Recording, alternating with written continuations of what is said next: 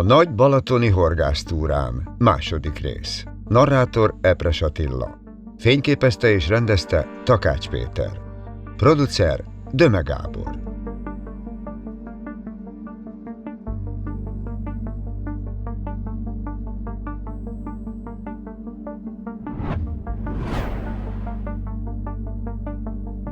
Negyedik helyszín. Balaton, Sajkod.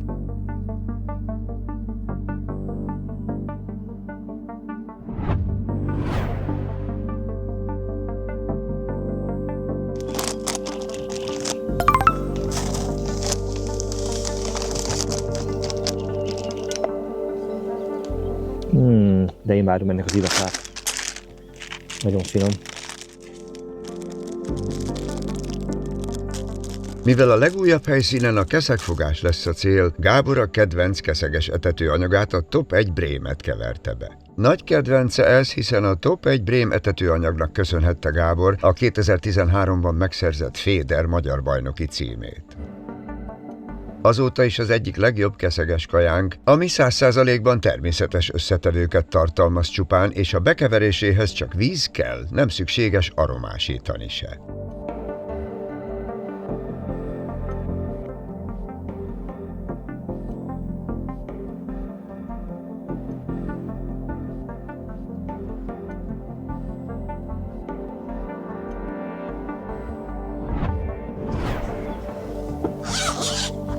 Méter 20-as mind a kettő spicbot. Szerintem elegendő lesz ide. Tökéletes. Milyen így a súlya? Hát igen.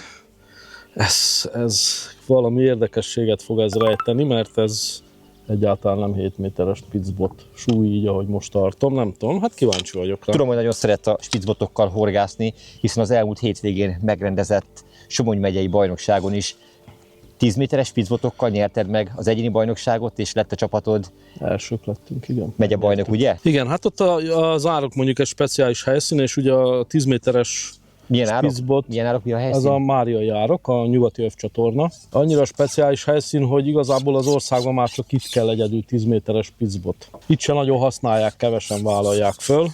Igen, mert azzal pont átérsz a csatornának a túloldalára. A túlsó szélébe érek át, és ugye azért a karikakeszeg hajlamos a békésebb oldalt választani. Hát eddig jónak néz ki, majd mindjárt. Így lehet tartani a 7 méter 20-as spicbotot, és nem azért, mert annyira erős vagyok, hanem mert annyira könnyű. Igen. Ezt megnézném mondjuk egy 10-esbe is.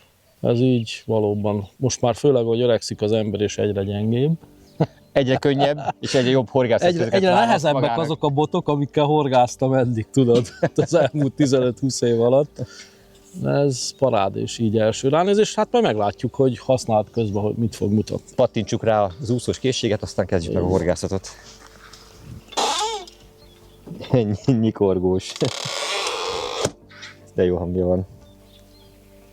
3 gram. Igen, az jó. Ez megfelelő? Elég ide bőven. Milyen vastag a főzsnórod? Az 16-os. Hát 26 alatt már ritkán használok, de most megfelelő lesz ez is. Fontos feladat vár e napon a legújabb csúcskategóriás merítőnyelünkre. Ez elég lesz.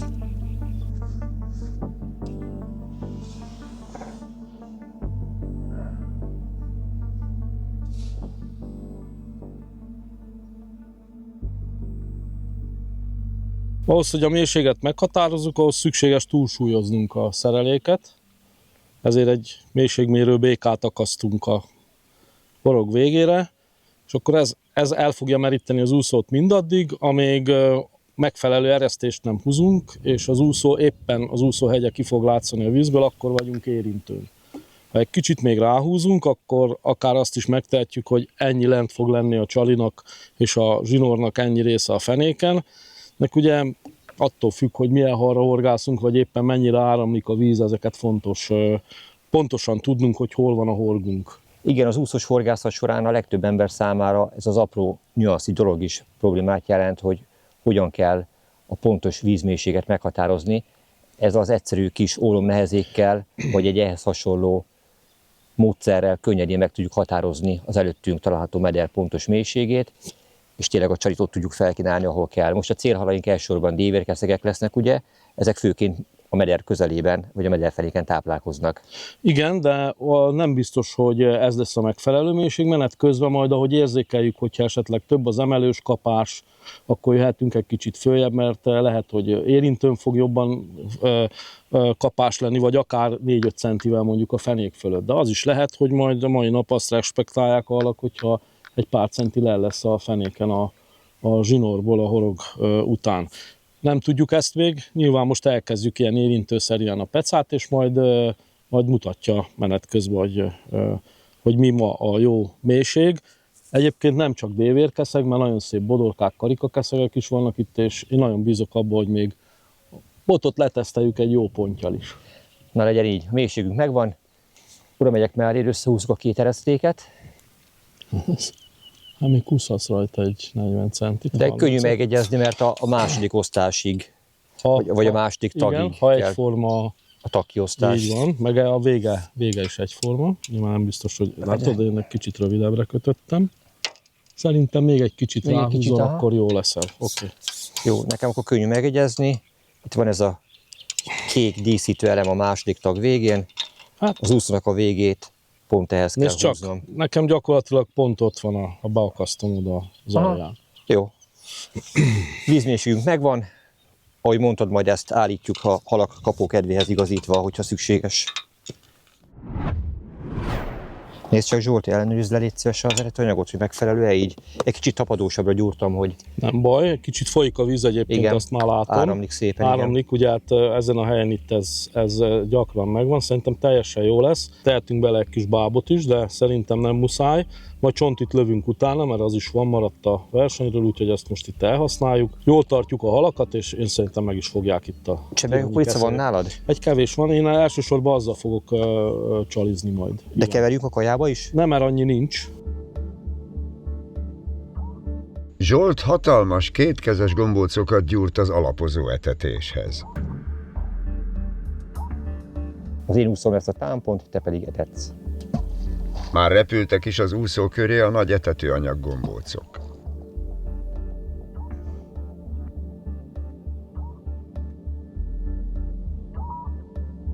Kicsit följebb dobom, ezt jó pontosan dobom. Ne izguljál.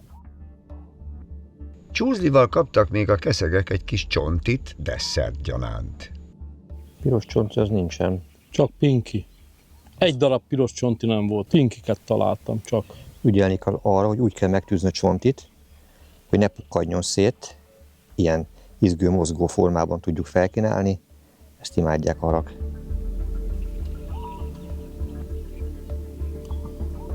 Olyan könnyű ez a bot, hogy alulról rendítve is be lehet vele könnyedén dobni.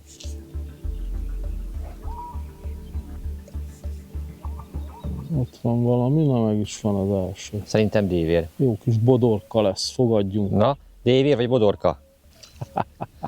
Karika! Egyikünknek se lett igaza. Ez az igazi versenyhal. Itt a kedvenc halad, tessék, igen. karikakeszeg. Méghozzá egész szép példány. Nem titkolt célunk, hogy a mai nap folyamán szeretnénk egy kis sült keszeget enni, ugye Zsolti? Igen. Tárcsán sült keszeg? Hát mivel elég nomád körülmények között vagyunk, igen, tárcsán sült keszeg lesz. Szóval ezért néhány halat szágba helyezünk, hogy legyen hozzá alapanyagunk, de úgy látom, közben te is fárasztasz. Na, az már egy szép dévérkeszeg, vagy karik az is? Dévérnek nézem. Ott a merítő melletted. Igen. Ez dévérkeszeg.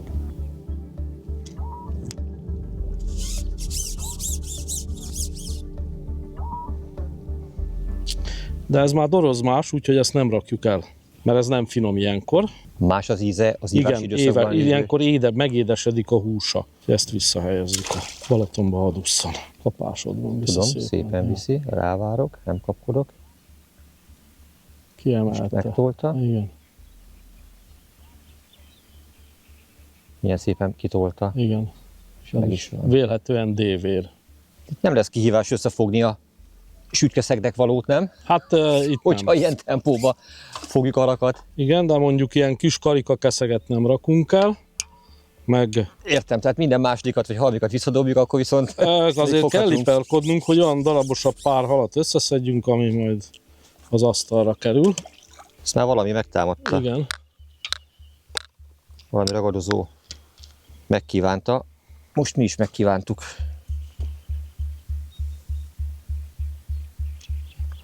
Én föltettem most kukoricát. Már. Még lehet, hogy egy kicsit korán volt. Próbálsz szelektálni, vagy Persze. jobbat fogni. Bodorka? Bizony. Na itt a harmadik fajta hal. Látszik rajta, hogy leívott. Kicsit pikkelhiány is van rajta. Olyan kis vékony, kis gizda. Ilyenkor nem szép a bodorka. Ezek február-márciusban a legszebbek, ívás előtt, és akkor majd évközben összeszedi magát, és megint ősszel szépek lesznek. Ilyenkor ilyen kis gizdák vékonyak, és ez ráadásul nem is nagy bodorka, úgyhogy ezt visszahelyezzük a helyére. De ez már csemege kukoricára jött. Csemege kukoricát általában úgy tűzöm meg, hogy előtte egy kicsit megnyomom, legyen kinyomva, és vékonyan erre pici horogra is. És ez bőven elég így, egy ilyen tűzés, ez keszeg nagyon szereti. És természetesen a ponty is meg fogja találni majd. A móló vége ideális helyszín a keszegezéshez, megfelelően mély a víz a Spitzbott távon, így hamar összegyűjthetőek a környék keszegei. Kellemes kis horgászat ez egyébként. Mindig is imádtam Spitzbottal horgászni. Hát persze, tudom én, hát ugye így kezdted meg. Hát mindannyian így kezdtük. Na de most nem így van már. Végigjártuk a horgászat iskoláját. Most ezt kihagyják a fiatalok, én úgy látom egyébként. Nagyon kihagyják. Én tudod, mit látok? Hogy kezdenek ehhez egyébként visszatérni, mert ezek a modern, pillekönnyű és erős, rugalmas Spitzbotok meghúzzák az embereknek a kedvét a horgászathoz, hiszen rendkívül egyszerű. Most nézd, mennyi cucc kellett ehhez? Hát nem sok, egy kis etetőanyag kell, kevés kis csali, és ezt esetleg nézd meg, mert lehet, hogy az a hal jó. Érzel rajta mászkiütést? Nem, tökéletes. Akkor mehet bele a szágba, ez fogyasztható. Egyik hal jött a másik után. Merítőbe, hal ki, és így tovább. Ez már egy szebbecske. Szép kis dévérke. De egyet se teszel a haltartóba? Majd teszünk oda. Hát így nem lesz sűrűt Karikát, meg bodorkát elsősorban. Dévér az megy vissza? Hát bízzunk benne, hogy fogunk jó karikát, meg jó bodorkát. Azok a legjobbak sütve? Igen, én a karikát, bodorkát szeretem a legjobban. Dévér se rossz természetesen, sőt a 80 dekás kilós dévér a legfinomabb számomra. Ezt nagyapám úgy csinálta, hogy tepsibe sütötte meg őket mindig, nagyon kevés zsírral. Nagyon sok keszegféle él ugye a Balatonban természetes módon. Ezeket nem telepítitek, nem szaporítjátok, ugye? Nem. A pontyféléknek ugye azért nehéz a szaporodása a Balatonban, mert nagyon eltűntek azok a részek, amelyeknek neki jó volt. Neki kellett a lágyszárú növényzet, a hinaras. Ez már múlt idő szinte. És igazából a nagy bajok akkor kezdődtek, amikor a déli parton a vasútvonalat megépítették. Utána már nem tudott kimenni a déli partra a víz, be lett szorítva ezek közé, a keretek közé, hogy most is ismerjük a Balatont. És a főmederben meg nagyon kevés olyan hely van, ahol a keszegfélék, pontyfélék jól le tudnak ívni. Hát a keszeg azért szaporodik, az le tud Szaporodik, ívni. mert ezeken a mohás köveken, amit itt látunk, itt azért megtalálja ezt egy kényszerű ívóhely neki. De hát a nádasok szélében is láttunk Igen, de a nádas se igaz ívóhely egyébként ezeknek a halaknak. Tehát az is egy kényszerű ívóhely. De mégis szaporodnak, tehát a hal túlélésének az egyik fő mottója, vagy titka az, hogy alkalmazkodni képes bármilyen körülményekhez. Így van. De az egy dolog, hogy leívik, utána jön még egy nagyon kulcskérdés, hogy a kikelő kis ivadéknak, különösen a zsengel árvának lesz-e táplálék. Olyan méretű táplálék, ami a szájába tökéletes. Plankton, ugye ez az elsődleges, amire szüksége van. Így van. Az apró zooplanktonok, kerekesférgek. Az a csemege kukorica jobban bátorkodik, és jobb halak is jönnek rá, látod? Most azért, hogy a mindenféle hajfal legyen, ez speciálisan egy vörös szárnyú. Na tessék, ez már a negyedik. Tehát ez nem jellemző azért, hogy a vörös szárnyú így Nyílt vizen jöjjön mi? És lent fenéken ráadásul, de ez most elhibázta. Nagyon szépen kezd összeállni a balatoni keszegfauna, itt rövid negyedórás peca alatt. Gyönyörű. És nézd meg, hogy még egy kagyló is fűződött a zsinórra, ez érdekes, a horog tövére. Kukoricát feltolta, szóval a fenékről szedte föl a zsinór. Fogjak egy kárászt, hogy színesítsem a zsákmányt. Igen, most megint csak dévért fogsz. Kukoricával volt, Gábor? Ez milyen? Süthető vagy visszahelyezendő? Helyezd vissza. Gondoltam. Helyezd vissza.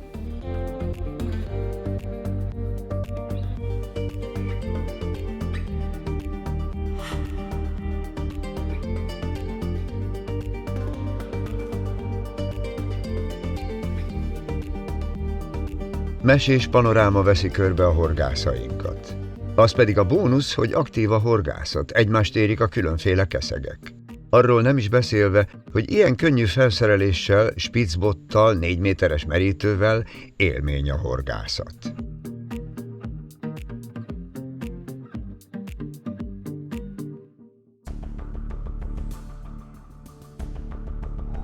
Oha, Az első pont. aha. Ho. Na, Gabikám, akkor az első Nem tudom mi ez. pont lesz. Gondolod? Igen. Én ezt a szép dévért visszahelyezem, mert ez is nászkiütéses. Vagy a környék legnagyobb keszege, vagy tényleg Nem, egy ez ponty egy kis pont lesz, akadt a horgomra, de és még nem adta meg magát. És ráadásul szép ponty. na most kis ponty vagy szép ponty? Szép ponty. Szép kis ponty. Hihetetlen nagy élményt ad egyébként egy ilyen rendkívül egyszerű eszköz ebben a modern változatban. Azok, akik megvették ezeket a botokat, mind-mind szuperlatívuszokban beszélnek arról, hogy újra a gyerekkorukat élik. Most nézd meg ezt a pontyot, nem tudom mekkora lesz, de milyen szépen tudom irányítani, fárasztani, miközben nyilván próbálkozik. Nagyon szépen dolgoztatja, úgyhogy ha az elejét átéli az ember, az első 20 másodpercet, 25-öt, akkor utána már nagy esélye meg kijön a szereléshez képest méretes hal.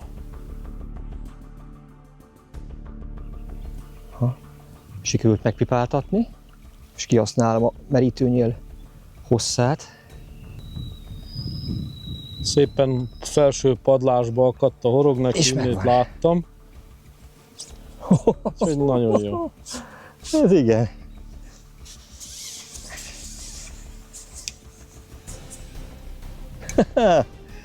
Itt a szép ponty. Zsolti, mekkora a balatoni ponty elvihető alsó méret határa? 35 cm. Ez karcolta azt, úgyhogy már egy méretes ponty. Spitzbottal egy ilyen méretű ponttyal élmény megküzdeni, természetesen fotó után már úszhatott is tovább. Egy kicsit lassult a tempó, a kapás intenzitás egy kicsit lassult, úgyhogy egy-két gombócot utána kellene etetnünk. Akkor tegyük meg, ne is Én akkor tétovázzunk. megteszem.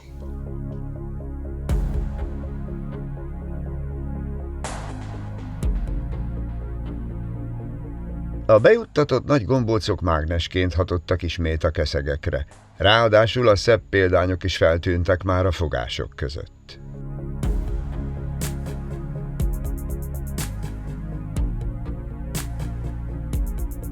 Ki gondolná, hogy ezekkel a pillekönnyű spitzbotokkal akár 20-30-40 kg-os halakkal is felvehetjük a harcot. A titok a Kaivo által alkalmazott alapanyagban rejlik. A Toray T1100G M40X karbon hihetetlen terhelést képes elviselni.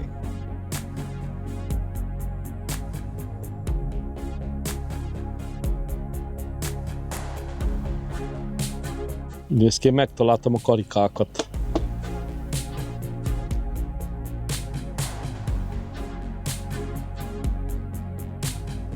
Ki ismeri a versenyhorgászok közötti mondást? Horog be, hal ki. Erről szól ez a peca. Gabikám, Ez tiszta, úgyhogy nem doroz, más megy a szágba. Ilyen nagy? Nagyon szeretem. Ez igen. Nagyon örülök ennek a dévérméretnek, mert azért ez most régóta nem voltam a Balatonban ilyen, hogy ilyen viszonylag testes dévéreket ilyen szépen fogsz, és jól néznek ki. Igen, ezek jó kondícióban lévő halak. Ez az elmúlt 2 év szúnyog inváziójának is tudhatóan. Tehát most volt nekik bőven kaja. Hát nézd meg ezt a halat. Úgyhogy közben ezt a természet adja, tehát nincs telepítve. Igen.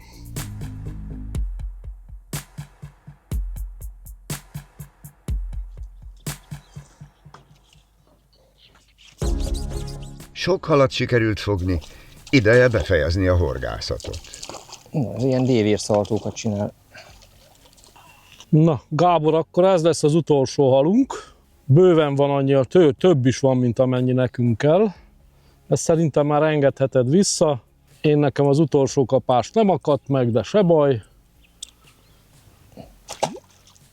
És akkor elköszönünk a balatoni keszegektől ebben a formában, és rátérünk arra a formára, ami már egy másfajta történet.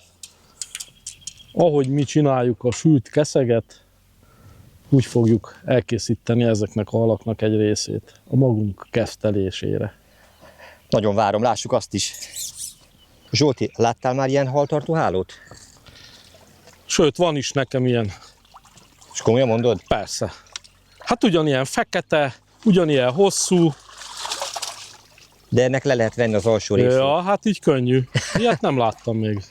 És egyébként ez tényleg praktikus, mert nem kell végiggörgetni a halat mérlegeléshez. Azaz, sokkal jobban kiméled a kifogott halat, mint korábban, amikor végiggörgettük.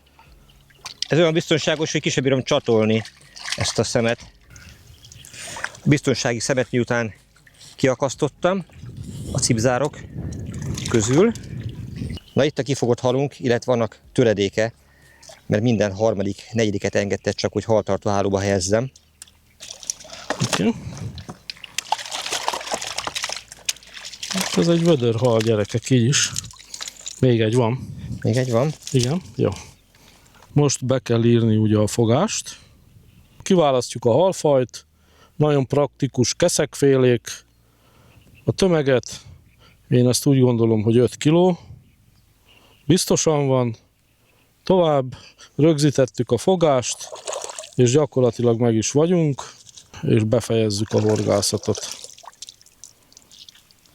Befejezzük. Biztosan be szeretné fejezni a horgászatot? Igen, és kész is vagyunk. Ennyi a fogási naplóban a rögzítés, mind a beírásnak, mind pedig a hal fogásának a rögzítése.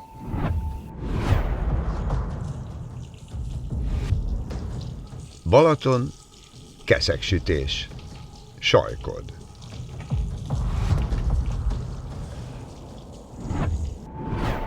A könnyebbik részével meg vagyunk, megfogtuk a halat, de most ez tényleg a könnyebbik része volt. Most jön az, hogy elő kell készíteni a sütéshez, de előtte nagyon fontos azt elmondani, hogy ugye amíg a horgászunk és a horgászhelyen vagyunk, ott nem szabad a halat megtisztítani. Most is gyakorlatilag vízparton vagyunk, de a horgászatot befejeztük, kijelentkeztük, rögzítettük azt a fogást, amit elhoztunk, és a horgászhelyet el is hagytuk, már nem horgászunk, most itt fogjuk megtisztítani ezeket a halakat. Kevés olyan finom hal van én szerintem, mint a friss balatoni keszeg.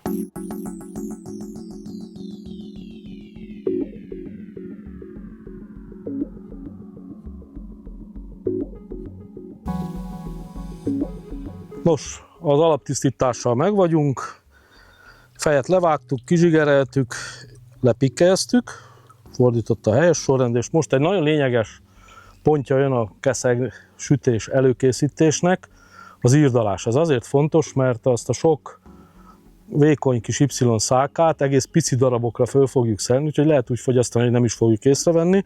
Gerinc és a bordák maradnak meg szálkának ezzel a módszerrel. Ezt nagyon sokan használják ezt a módszert, de ott hibáznak, hogy nem sűrűn írdalják, nagyon sűrűn kell írdalni. Mert ha csak itt-ott bevágom, azzal jót nem tettem, inkább rosszabbat. Apránként 2-3 mm-enként legfeljebb, de inkább 2 mm-enként kell az írdalást elvégezni.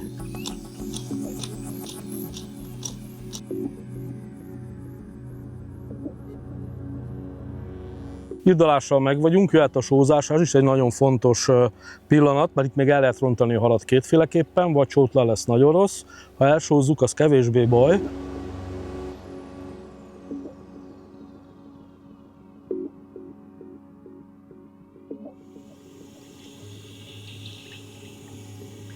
Vízparti konyhánk következő állomása a panírozás.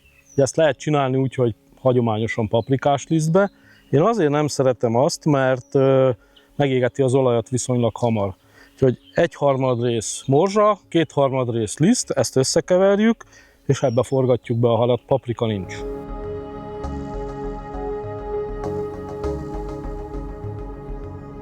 Zsolt rutinos mozdulatokkal panírozta be a sütésre előkészített besózott keszegeket. Jó alaposan forgassuk be a panírba, jusson mindenhová.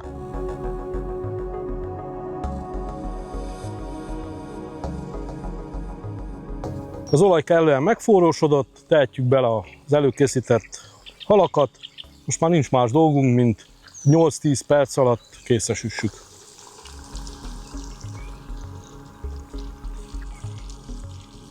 Na, ki érzi ezeket a képeket látva a frissen sült keszegek illatát? Mi is csak azt vettük észre, hogy egyre közelebb helyezkedett el mindenki Zsolt körül. Vártuk a jelszót, kész. Felettünk egy kiszáradt fán egy kakuk adta hírül, hogy nincsenek biztonságban a környék fészkei. Szeretne valahol egy hívatlan vendéget elhelyezni.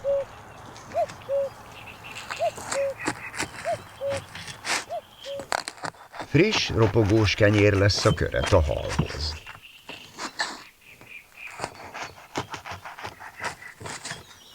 Itt a megérdemelt jutalmunk, miközben ezeket bűvölgetem, már összefutott a nyál a számban, alig várom, hogy megkóstolhassam. Ugye, és a fogyasztás szálka. pedig szálkákat ki. Igen. Így van. És 2 pofával ehető. Milyen szép fehér húson, nézd meg!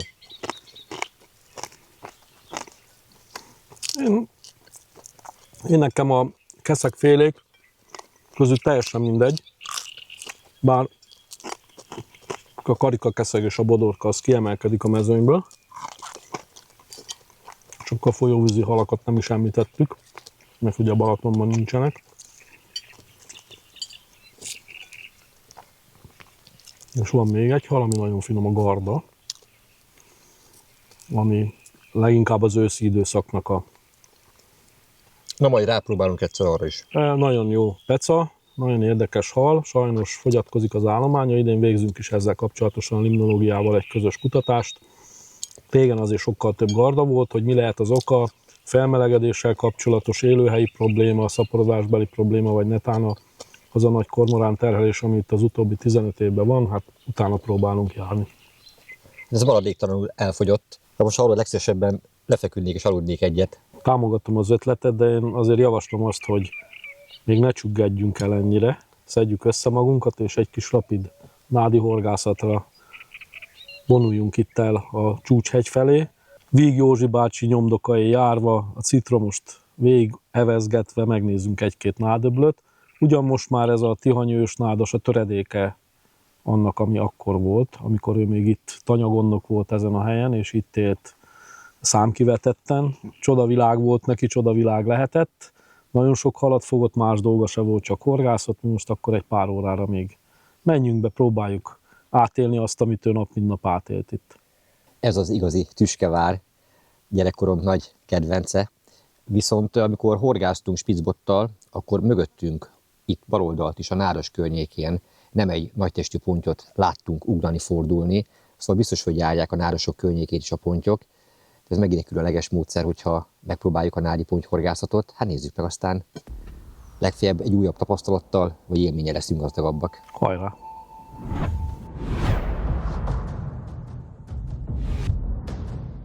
Balaton, 5. helyszín. Sajkod ősnádas.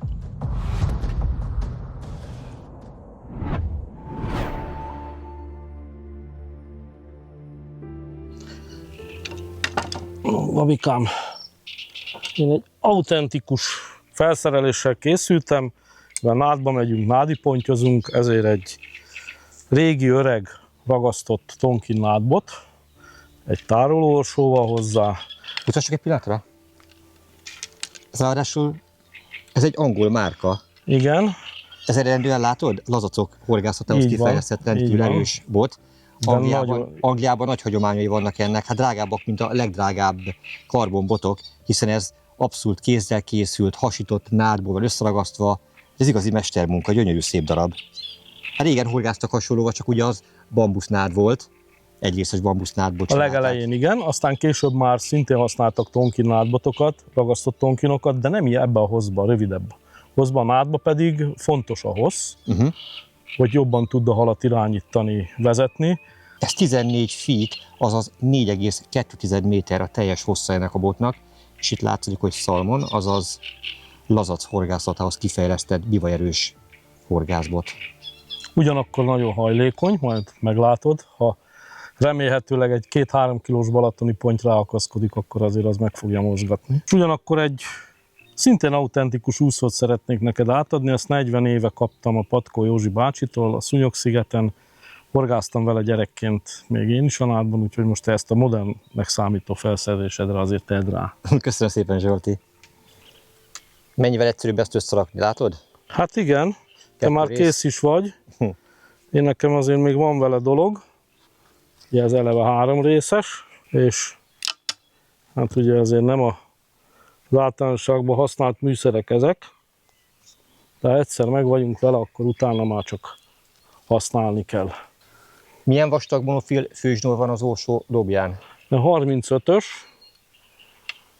Az én 25-ös főzsnorom, ami de fonott, az fonott. igen, fonotból az nem túl durva. Nézd, Majd a nézőpont halapíret kérdése, eldönti, így van. Azért ezzel egy igen komoly halat meg lehet fogni. Ebben a maradék nádasban, mert itt nagyon mélyre már nem tud bemenni, azért ez a nád annak idején 150 méterre kijebb volt, amikor Víg Józsi bácsi horgászott itt még benne. Igen, de abban az időszakban sem fogtak azért óriási pontyokat, 5-8 és 10 kilós pontja, az már kapitálisnak számított, nem? Hát igen, a 10 kg fölötti ritka volt.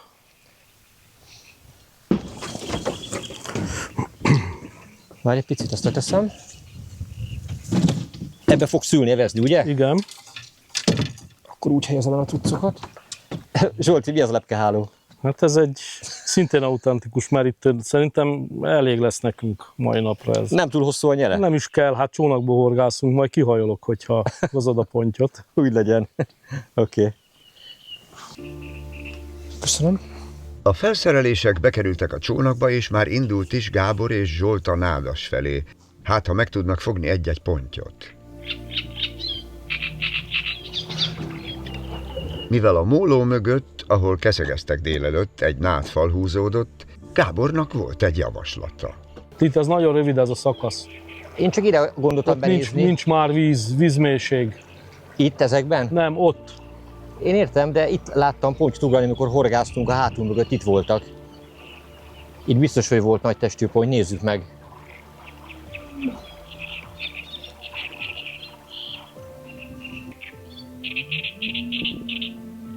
Ott volt, láttad? Ott nyomja a nádat. Ott van, ott Igen. van, bal oldalt, igen. Látod, hogy döntöget a nádat? Igen. Az ponty. Megálljunk itt? Hát én ezt mondtam, itt láttam a halakat. Igen. Nem is kell messzire mennünk, közelebb nem menjünk. Jó, tedd le. Már itt vagyunk a náros mellett. Oké.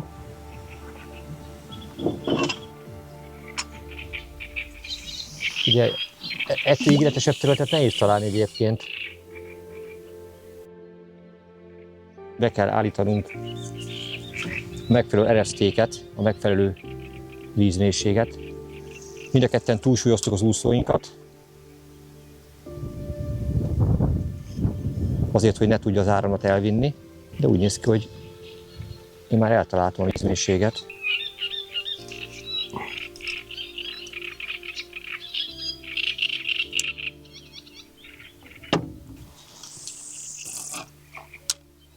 Hű, de jó helyre ment.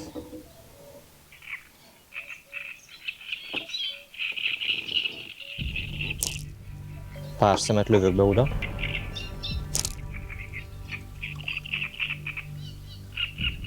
Hű, itt is hogy mozgatja a ponty a nátszélét. Zsolt úszója mellett megmozdult jó pár nátszál. Erre Zsolt bevág. Megvan. Ilyen gyorsan? Ez ponty, Zsolti. Azán, nem is rossz. Kiveszem a cuccomat, nehogy összegabajodjunk, jó? Oké. Azaz engedj a nyílt vízre. Talán eljött már a veszélyes zónából a hal. Nem szól a féked. Nem is fog. Hát nincs rajta fék, igaz? Van rajta, de a kezem az, ami fékezi a halat. Hihetetlen, az első kapás, alig, hogy megálltunk, már is egy point lett. Megy vissza nádba. Igen, most van baj. Engedjük el a csónakot? Nem kell, visszajött talán. Igen, kijött. Szép halám. Ez jó point lesz. Igen. Ki a nádból a nyílt területre, majd újra visszatört a nád felé. Mindent elkövet, hogy meneküljön. Szépen görbít ezt a botot te. Milyen jó karakterisztikája van. Nagy mákod van, hogy a nyílt víz felé tört ki. Egy kicsit egy kört azért csináltod benne, de megúsztuk. De váltig állított, hogy menjünk el abba az irányba. Mit mondtam? Próbáljuk meg itt. Itt horgáztunk 50 méterre arrébb a kőspic végén. Többször láttam, hallottam, hogy fordult itt ponty. Zsolt rutinos mozdulatokkal irányította ezzel a különleges horgászeszközzel a halat. Bírsz vele? Mondjuk ennek a hosszú botnak az előnye, hogy kellően nagy az erőkar, lehet irányítani a halat, már amennyire a zsinór engedi. Igen. Ez nem az anyászlett ponty, amit én ott spicbottal fogtam. Hát jó, hogy nem arra jött. Azzal nem lett volna esélyed. Már csak pár méterre van a hal. Azt a mindenit, mekkora tőponty. Nagyon vékonyan vannak hazva neki. Még el is mehet. Nem fog ez elmenni. Most mondanám, hogy megmerítem, de elég hosszú a merítőnyél. Itt van már. De ez közel az 5 kilóhoz. Annyi van. Az ősi módszer. Gyere, gyere, gyere, húzza! Nem, nincs hosszabb kezem. De benne van. Na, hát akkor Azt a mindenségit, Zsolti. az első tihanyi nádi pontjunk. Szívből gratulálok. Azt a kutyafáját. Az ősi módszerrel. Ősi módszer mai módra. Hatalmas pontyot adott. Az bőven 5 kilóra. Több is. Még több is, ja. Itt az első tihanyi pontyom, amit nádba fogtam. Hát figyelj, az akadás az azt a mindenségét. Befűzte szépen abba a vaskas. Nézd, milyen vastag szája van, kagylóevő száj. De látod, hogy éppen csak a szája Hát szélében igen, akadt igen, ha meg. még egy kicsit erőt vetem, akkor ez valószínűleg most azért is jött ki, mert ilyen lágybottal horgászom. Hát nagyon örülök neki, megmondom, hogy szinte régen fogtam nádba pontyot, utoljára talán gyerekkoromban. Most az első próbálkozás 10. percében mindjárt egy ilyen gyönyörű hal, szinte hihetetlen. Figyelj, együtt úgy néz ki, hogy a pozitív energiáink összeadódva minden helyzetet megoldanak. Igen. Bevonzottuk a jó halat. Aj, de szépen elúszott.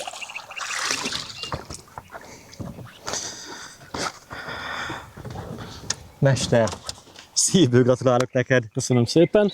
Köszönjük a Balatonnak, meg ennek a csodás környezetnek, ahol vagyunk. Köszönöm, hogy megmutattad ezt az ősi módszert. Megmondom őszintén, egyáltalán nem bíztam benne, hogy fogunk így haladni, de az élet a legjobb rendező. Meg lehet fogni. Régen is így fogták az öregek, most mennyiben lenne más. Elszoktunk ezektől a pecabotoktól, a technikától, de hát ezzel is ugyanúgy meg lehet fel. Régen is megfogták, most ráadásul még a horgaink sokkal jobbak. Fogjunk még egyet? Nem próbáljuk meg. Oké. www.haldorado.hu A horgászok birodalma. Mi nem ígéretet, hanem termékeket adunk. Webáruházunkban csak olyan termékeket találsz, amelyek készleten vannak, és akár azonnal postázhatók, vagy megvásárolhatók. www.haldorado.hu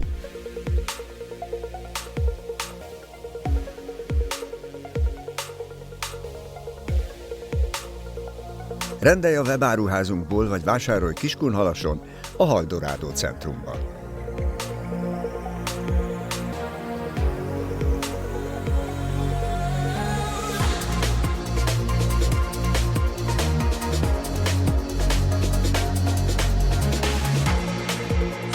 www.haldorado.hu.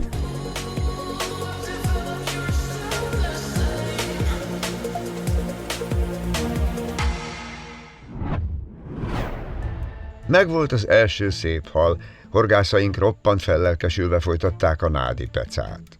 Zsolti hagyományos csemegekukoricával csalizott szereléket juttatott be a nádbabák mellé. Néhány szem csemegekukorica még körítésnek az úszó köré. Meg is vagyunk. Mára a balatoni ősnádasok száma és mérete is lecsökkent. De ha találunk még ilyen szakaszt, akkor mindenképp érdemes rápróbálni egy-egy helyen, pláne ha látunk halra utaló jeleket, nádmozdulásokat.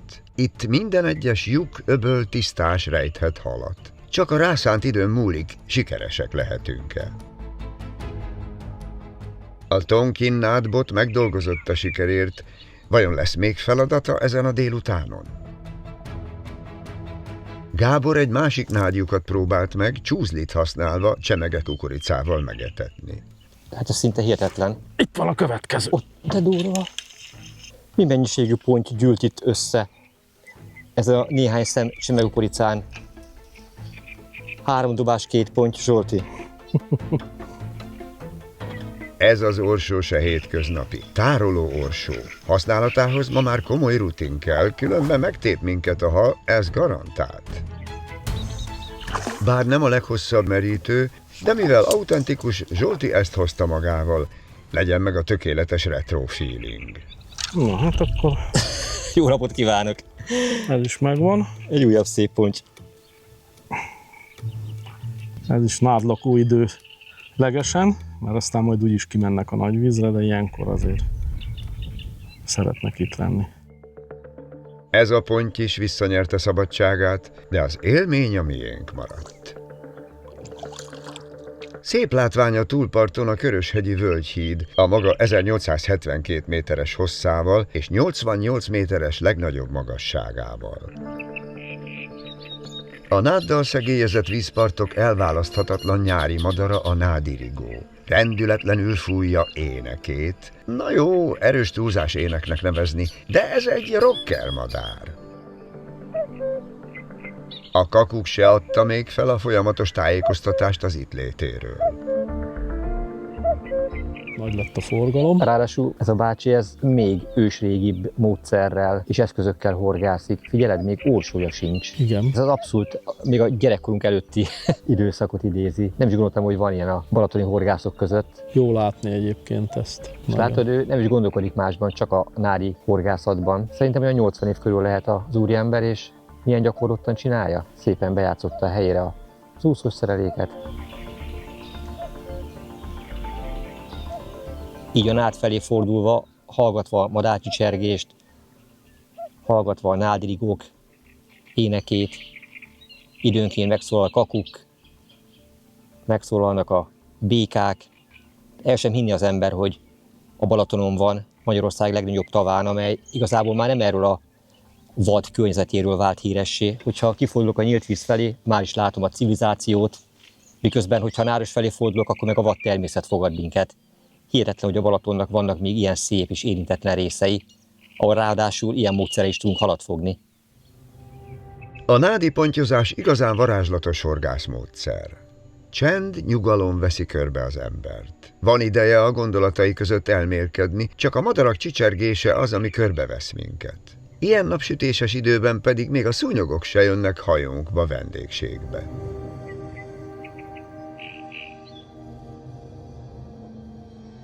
A Tihanyi-félsziget a Balatonba benyúló vulkanikus eredetű félsziget, amely mintegy 5 kilométer hosszú és legnagyobb szélessége körülbelül 3,5 kilométer. A félsziget csúcsától a szemközti déli part, Szántód távolsága a legkeskenyebb részen nagyjából 1,5 kilométer, ezért itt működik a Balaton egyetlen kompjárata.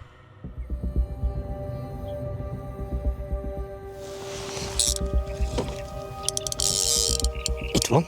Itt az újabb ponty, ezúttal Gábor horgára akadt fenn. Nem akartam elkapkodni, semmiképpen sem.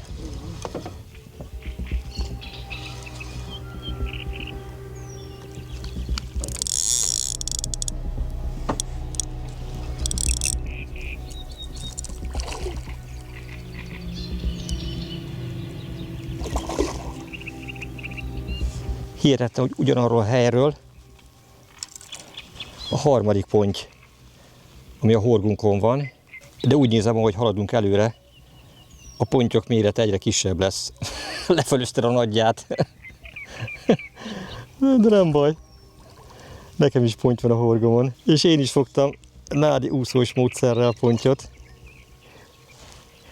Még nem fogtad meg. Jaj! Most Zsolti segített Gábornak a szákolásban. Na hát ez már elég. Olyan, mint a tied, a második. Igen. Szuper.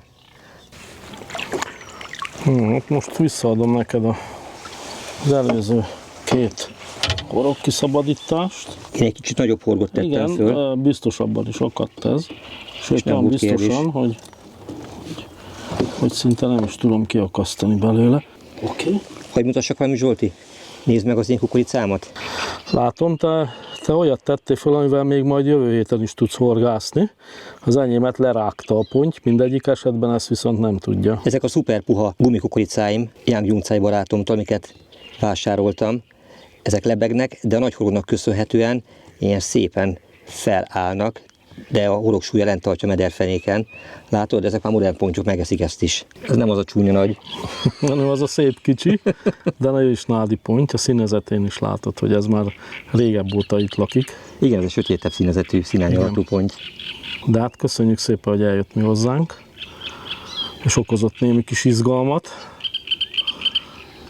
És fölvette a gumikukoricádat, amit úszós módszerrel kínáltál fel. Azért ez is ritkaság. Látod? Köszönöm szépen, Zsolti, neked és Tukola Józsi bácsinak ezt az úszót. Ősrégi módszer, modern eszközökkel, tökéletes módon működik most is. Úgy állítottam össze a szereléket, hogy 2 olmot raktam rá, túlsúlyoztam. A kisebbik ólom az a mederfenéken van, a csalik azok körülbelül így állnak a mederfenéken. A nagyobb ólomsörét, amely 10 grammos, az elegendő ahhoz, hogy az úszót besúlyozza, megfelelő pozícióban tartsa, viszont az alsó ólom, mivel a mederfeneket érinti, meggátolja a szerelék elsodródását, és stabilan ott marad, megvárva a pontyokat. Legalábbis amikor fiatal koromban ennek reneszánsza volt, és így módon horgáztam a kiskolasi sóstó nád rengetegében, akkor ez a módszer ott is működött.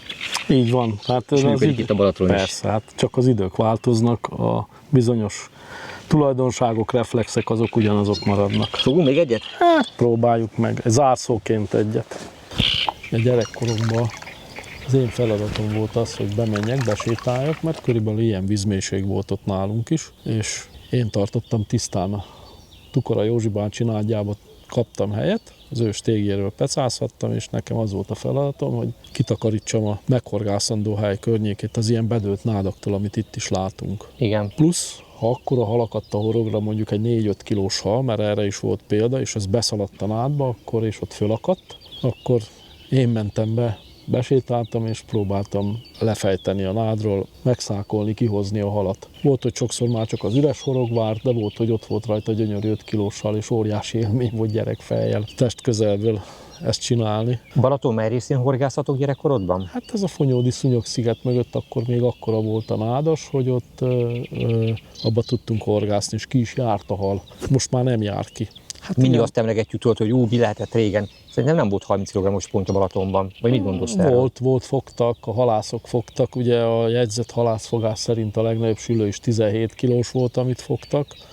Pontyból is volt 25-30 kilós, amit fogtak a halászok. De horoggal abban az időben meg különösen ezekkel a felszerelésekkel egy 30 kilós ponty így a nádba megfoghatatlan volt, nem tudták megfogni. Azok voltak a legendás halak. Hát ott már a 15-17 kilós halak is már nagyon komolynak számítottak abba az időbe.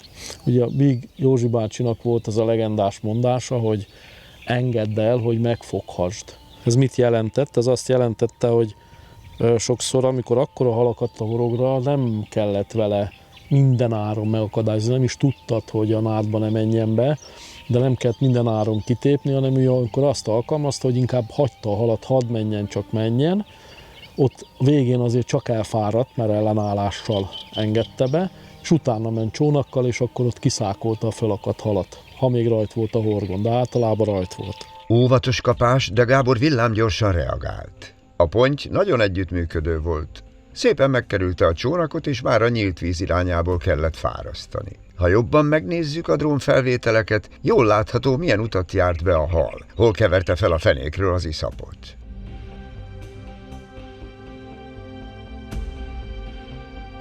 Ennek a teszt alatt álló felszerelésnek nem ellenfél egy ekkora ponty.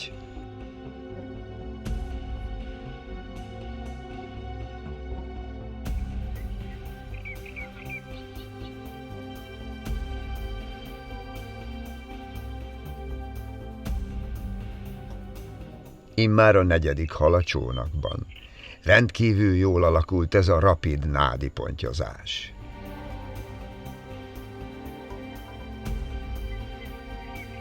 Zsolti mondta az előző hala után, hogy zárszóként fogjunk még egyet. Gábor meg is fogta azt. De, mint tudjuk, a horgászoknál nincs olyan, hogy ne lenne egy utolsó utáni dobás. Ez olyan, mintha a feleségünk azt mondaná, hogy 1 perc és készen van.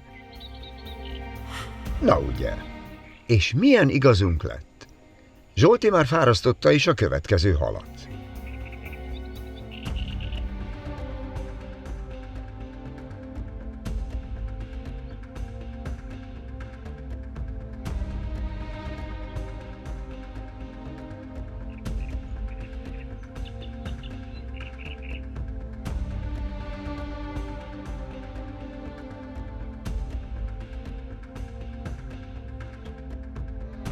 No, hát mondhatnánk, hogy egy szép kis ponty, pedig nem az.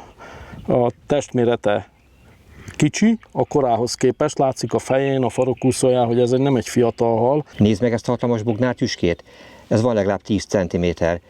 Én azt mondom, hogy ez a hal legalább 8-9 éves. Igen, öreg hal, látszik a fején, a száján, mindenen.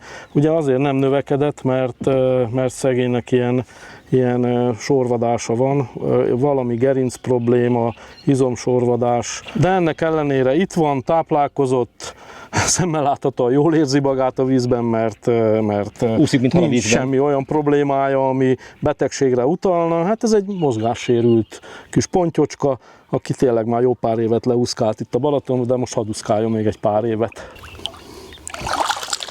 Gabikám, hát eddig is elég mozgalmas napunk volt, én azt gondolom reggeltől idáig, de még nincs vége. Még vár ránk egy nagyon kellemes meglepetés, most visszaautózunk Keszthelyre, és még nincs vége a mai napnak, ott fogjuk befejezni. Most ezt komolyan mondod? Igen, de már nem horgászni fogunk. Ja, azt hittem, egy újabb horgászprogram következik. Nincs, ezt befejeztük. Oké. Jó? Imádlak, mindig kitalálsz valamit. Úgyhogy akkor hajrá! Köszönöm, hogy megmutattad még egyszer ezt a módszert, rendkívül élveztem, és körülbelül másfél, maximum 2 órát horgáztunk. Én mondtam, hogy rapid peca lesz. Azt hittem hülyéskedsz, de tényleg nem is voltál több időnk ezek szerint. Igen. És olyan mázisták voltunk, hogy elsőre választottunk egy olyan helyet, ahol ennyi pontyot tudtunk fogni. Itt vannak. Ott könnyű ugye fogni, hol vannak? Hol van, így van, és ami táplálkozik. Ennyi. Oké, menjünk ezt helyre.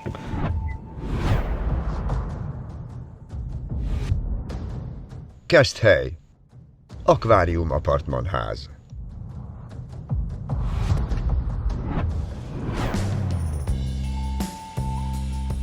Mivel Döme Gábor másnap ünnepelte az 55. születésnapját, felesége Zsoltival és Kozma Annával, az Akvárium apartmanház vezetőjével együttműködve szervezett egy vacsorát. Isteni finom halászlé, sült vaddisznó, illetve krumplipüré és párolt káposzta volt a menü.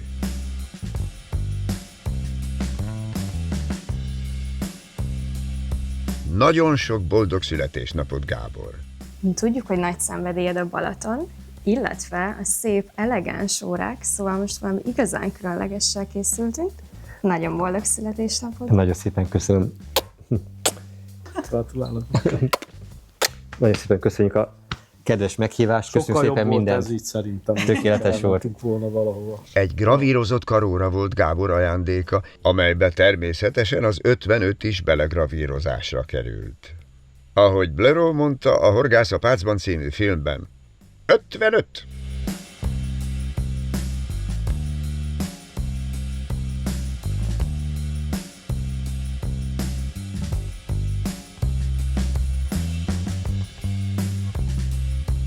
Fehér Boga Pál és Szolyák Benő is tiszteletét tette a kis ünnepségen. Jó hangulatú beszélgetéssel zárult az este, ami után az idősebb generáció pihenni tért, a fiatal horgászvezetők meg a Keszthelyi éjszakába indultak el.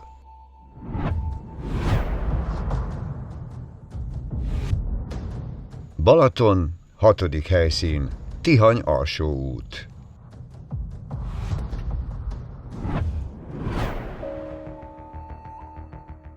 Hasonlóan az első epizódban bemutatott új helyszínhez, a Kányavári szigethez, Gábor ezúttal is 3 etetőanyag keveréket állított össze, amivel a délután során kísérletezni fog. Az első keverék a Haldorado Goldfeder Champion Corn és a Watt-ponty etetőanyag párosából állt. Ez nagy szénhidrát tartalmú kukoricabázisú keverék. Az egyik legjobb, ha vadvízi pecára indul az ember.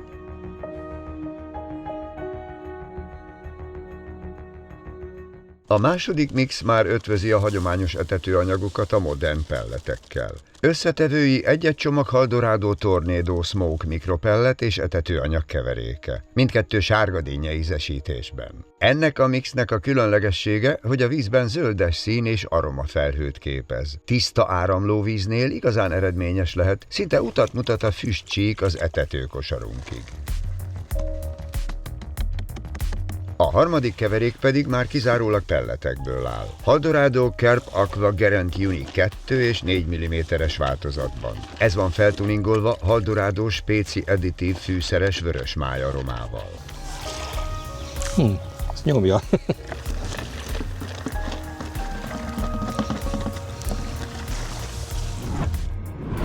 A tegnapi születésnapi parti késő éjszakába nyúlott.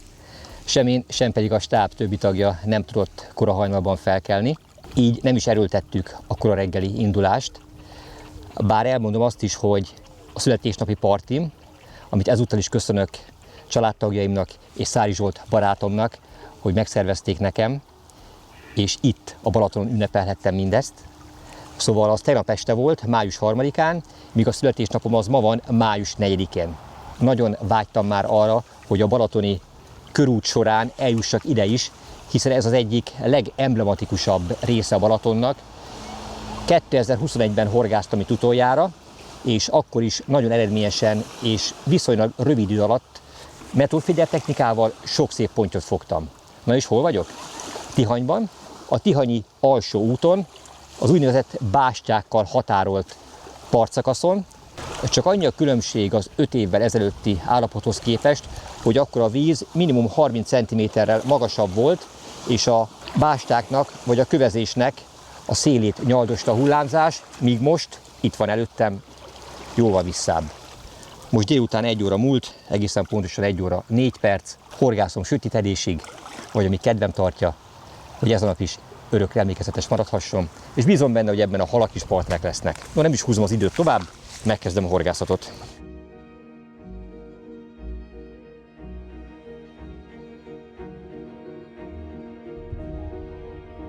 Több különböző keverékkel és csalival készültem.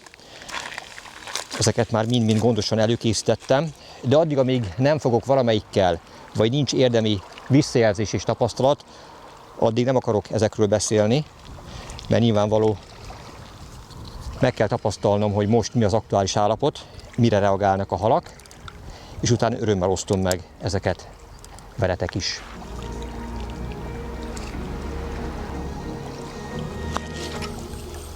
Itt aztán lehet dobni bármekkorát. Aha. Ezeket a By Döme Kaiho 425 LC távdobó féderbotokat ezekre a pályákra találták ki. 100 méter felé dobni ezeknek a botoknak nem kihívás. Népszerűek ezek a bástyák a vízparton, amelyek kilátóteraszként funkcionálnak, de előszeretettel veszik birtokba ezeket a horgászok vagy a turisták. Tökéletes kirándulóhely, amely végig a Balatonparton fut, egészen a Tihanyi félsziget csücskéig. Valamennyi bástyáról tökéletes panoráma nyílik a keleti medencére. Gyönyörködhetünk a Balaton legtisztább vízű szakaszával.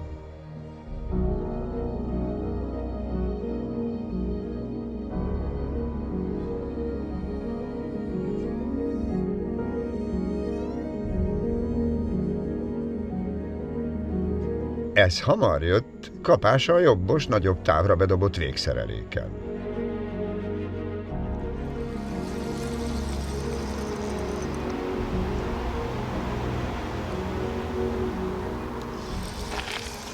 Nem telt el talán 10 perc sem, mióta bedobtam ezt a végszereléket is. És milyen szépen elhúzta.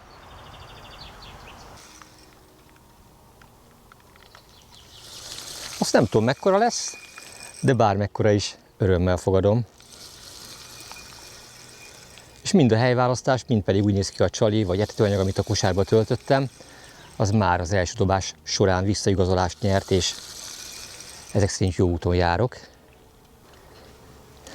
Még a dobóujjat se vettem le. Ez is mutatja, hogy tényleg nemrég dobtam be.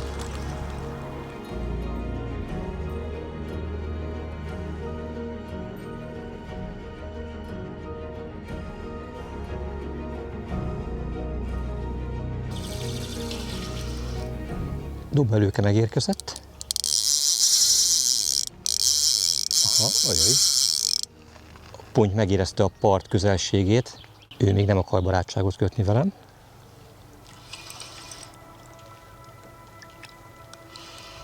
Itt van már a part előtt. Látom a sziluettjét. És úgy látom, egy Balatonon ritkaságnak számító hal akadt a horgomra. Közben másokat is rázza.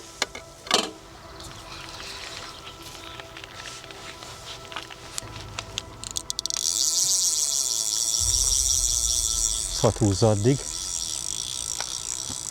Kicsit felgyorsultak az események. Mindkét bot elsült. Megfogom elsőként ezt a halat. Ez az. De már az enyém vagy. Szép tükörponty a szákban. Van itt egy tartalék nagyméretű merítőfejem. Időlegesen belehelyezem a pontyot, mert haltartó hálót meg nem hoztam magammal. Remélem megvan még a másik ponty. És megvan. Nagyon vehemensen húzta. Ha meg nincs akadva, úgy érzem, hogy megakadt valahol a hal. Aha, most akadt ki. A főzsinór meg volt akadva valami víz alatti tereptárgyban. Ahogy megkönnyebbült a zsinór, biztosra vettem, hogy vagy leakadt a hal, vagy pedig elszakadt a főzsinór, de szerencsére egyelőre egyik sem. Ez nagy mák volt. Így megvan a kontaktus a hallal.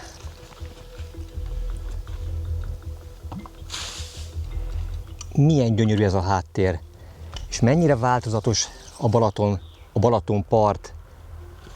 Milyen szerencsések vagyunk mi magyarok, hogy ilyen csodálatos nagy tavunk van, amelyben ráadásul ilyen sok hal él. Azt mondják, hogy itt a legszebb a színe a Balatonnak. Nem tudom, hogy miért pont itt, de az biztos, hogy csodaszép. És itt a ponty is. Na gyere csak közelebb. Ez az. Születésnapi horgászat megkezdve. A későn érkező délutánus műszaknak is jutott még hal. Nem is akármilyen. 2 dobás, 2 ponty. Itt még a csali is megmaradt, hiszen itt gumikukorica került feltűzésre. Gyönyörűen befordult a horog a szája szegletébe. De mint látjátok, van egy vendégem is. Egy kis neci, miközben megmerítettem. Gyors vissza is engedtem. 2 hal ideiglenesen a pontymatracon. Tökéletes kezdés. Tényleg ritkaságnak számít egyébként a tükörponty, de ennek az az egyszerű oka, hogy a telepített halak 99%-a az tőponty. Itt a szép nyurgatestű tükörponty, és itt pedig a testvére, ez a szép tőponty.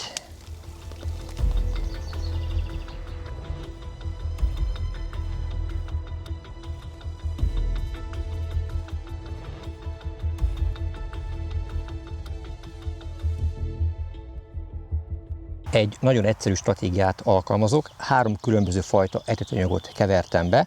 Elsőként ezzel a Wattpoint és Championcon keverékével próbálkozom. 2 legbeváltabb, leguniverzálisabb csalimat tettem föl. Az egyik a Legend Pellet Wafter édesananász, míg a másik pedig az egzotikus ananász Spéci Megacorn kukorica. Ezek vadvízi horgászatok során Balatonon, Tiszatavon mindig rendkívül eredményesek. Már most az első 2 dobás során halat adtak, most addig, amíg ezekre érkezik kapás, nem váltok. Itt a töltetet jó tömörre nyomom. A töltőszerszámba is jó erősen préselem bele a metódféder kosarat. És miután kifordítottam belőle, van még egy apró trükk, amelyet javaslok megcsinálni, ha nagy távolságba kell bedobni, illetve ha azt akarjuk, hogy ez a viszonylag gyors oldódású keverék is egy kicsit lassabban a mederfenéken tovább kitartson. A következőt javaslom, megnedvesítem a kezemet, és ezzel a nedves kézzel még így rágyúrok, megformázom, még áramvonalasabbá teszem a keveréket. Minden olyan kis szemcsét, ami leválhat dobás közben, azt lesimogatom, leveszem róla. Így kapjuk meg a tökéletesen áramvonalas, garantáltan mederfenékre süllyedő kosarat, amely szépen lassan egyenletesen oldódik ebben az áramló vízben is. Minimum 15-20 percet kibír ez így, míg az erőteljesen áramló vízben is. És rendkívül hasznos ez a Dart Metal karmokkal ellátott kosár, abból is a legnagyobb 70 grammos, mert ez viszont nem engedi, hogy a metódféder kosár a mederfenéken megcsúszson és elmozduljon.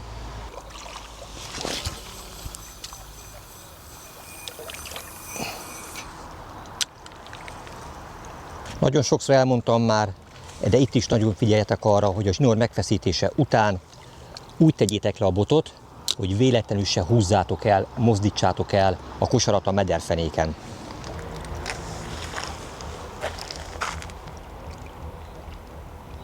Lassan, óvatosan megfeszített zsinort, beletettem a bottartóba, szuper. Jöhet a másik.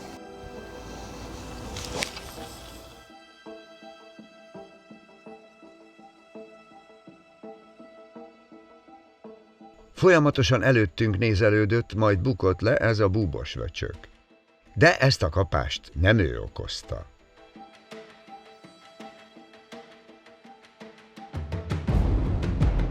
Éppen be akartam dobni a másikat, mert volt rajta egy kapás, de azt elrontottam, és közben újra gazdára találta. Hosszú puska. Ez hihetetlen, hova ültem?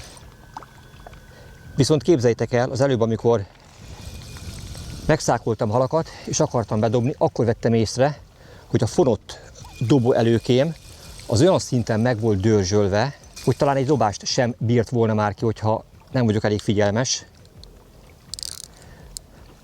Itt van szerintem a Balatonban a legtöbb partra sodródott kagyló. Hát nyilván nem véletlenül van a part velük borítva, mert a mederben is rendkívül sok van belőlük, és ezek bizony elvághatják a főzsinort, a dobelőkét, a horogelőkét. Minden egyes dobás során ellenőriznem kell a végszreléket, nehogy kellemetlen meglepetés érjem.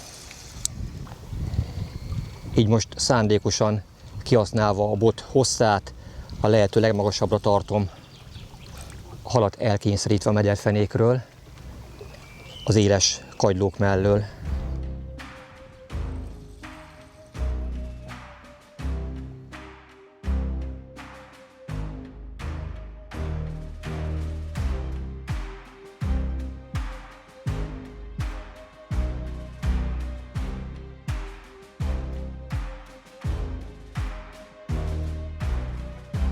Tökéletes módszer a Balatonra is a metódféder. Hamar megmutatja, milyen halak tartózkodnak a közelben.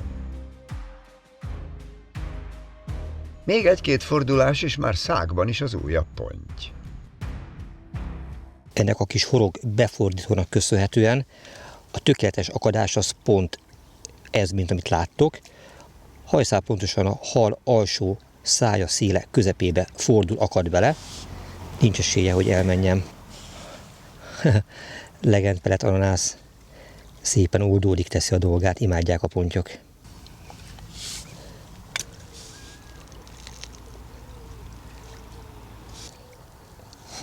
Milyen szépen pózol.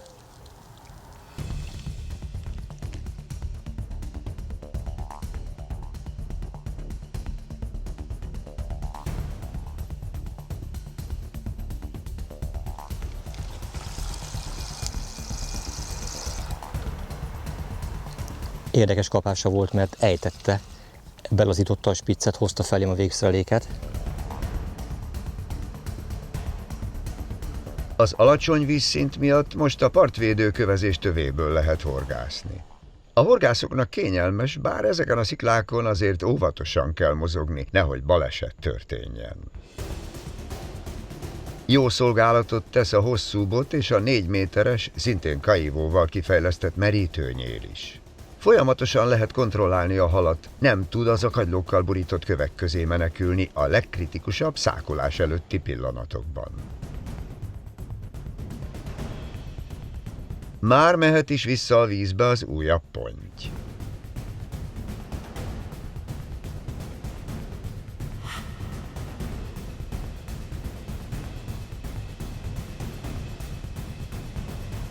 A szerelék útjára indul a víz felé, a bot elhelyezve a bottartón, jöhet az újabb csalizás, közben kirakunk jobb felülre egy órát, mennyi időt is kell várni a kapásra.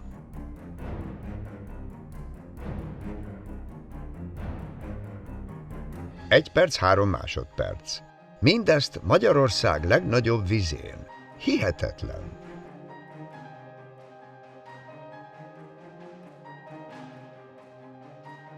Egy apró dolgot változtattam. Kevertem be halaspelletet is, folyékony májjal ízesítve. Nagyon erős, intenzív halas, májas jellege van. A csali az maradt gumikukorica, viszont a töltet az előbb említett májas pellet volt. Na, ezt húzta el, vagy erre csábult el a következő hal. Most jelen pillanatban úgy tűnik, hogy nagyon jó helyre ültem, a bárhova dobok, kapást tudok elérni. Most már a célom az az, hogy ezeket az átlagos 2-3 kilós pontyokat próbáljam meg kiszelektálni, és a közöttük úszkáló, megbúvó, nagyobb testű halakat, már ha vannak itt a környéken, már pedig biztos, hogy vannak, megfogni. Na, hattyú találkozás lesz. Hopp, pont elvezettem a zsinort felette.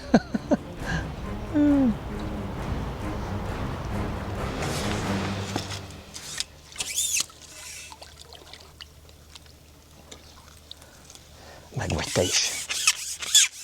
Félelmetesen jól akar így a horog. Hát igazán pörgős, élménydús horgászatban van részem. A halak velem vannak a születésnapomon is. Maximális partnerek abban, hogy egy emlékezetes napot tudjunk közösen eltölteni.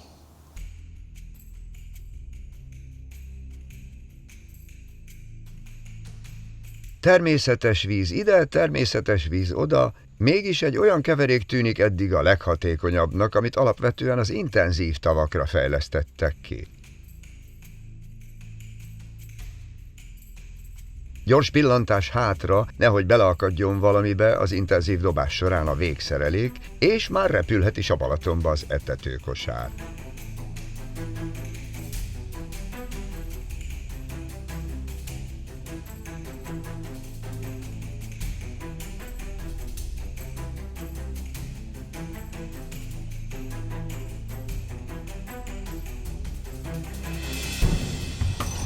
Olyan mennyiségű hal van itt ebben a zónában, hogyha sikerül 100 méter fölé dobni, már pedig ezzel a kájból ronkászfédelbottal ez nem kihívás, akkor van, hogy 1 percen belül érkezik a kapás. Többször láttam egyébként, hogy ott a hullámzóna határán ugrott is a ponty, ott fotózódik a víz olyan jó 100-120 méter távolságban. Lehet egyébként ott van egy áramlat is, ami kifejezetten vonzza, megtartja a halakat. Most egy 20 mm-es Monster Magnum csalit tettem föl, abból is a Hot Mango változatot. Ez húzta el a hal.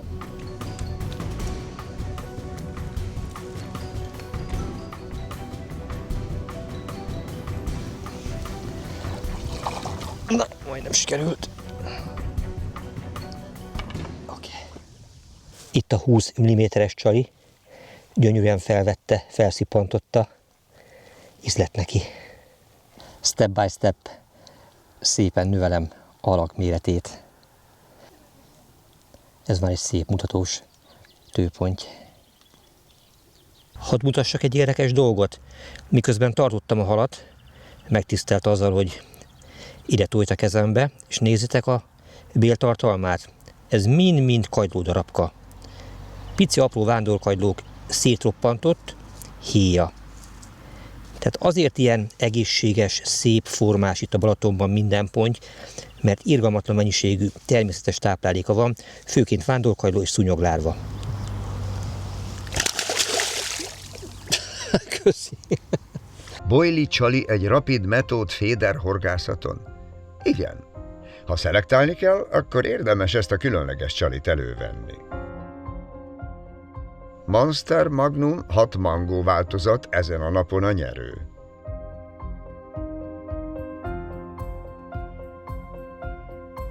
A töltőszerszámba elsőként egy kevéskét kell ebből a kajából beletölteni.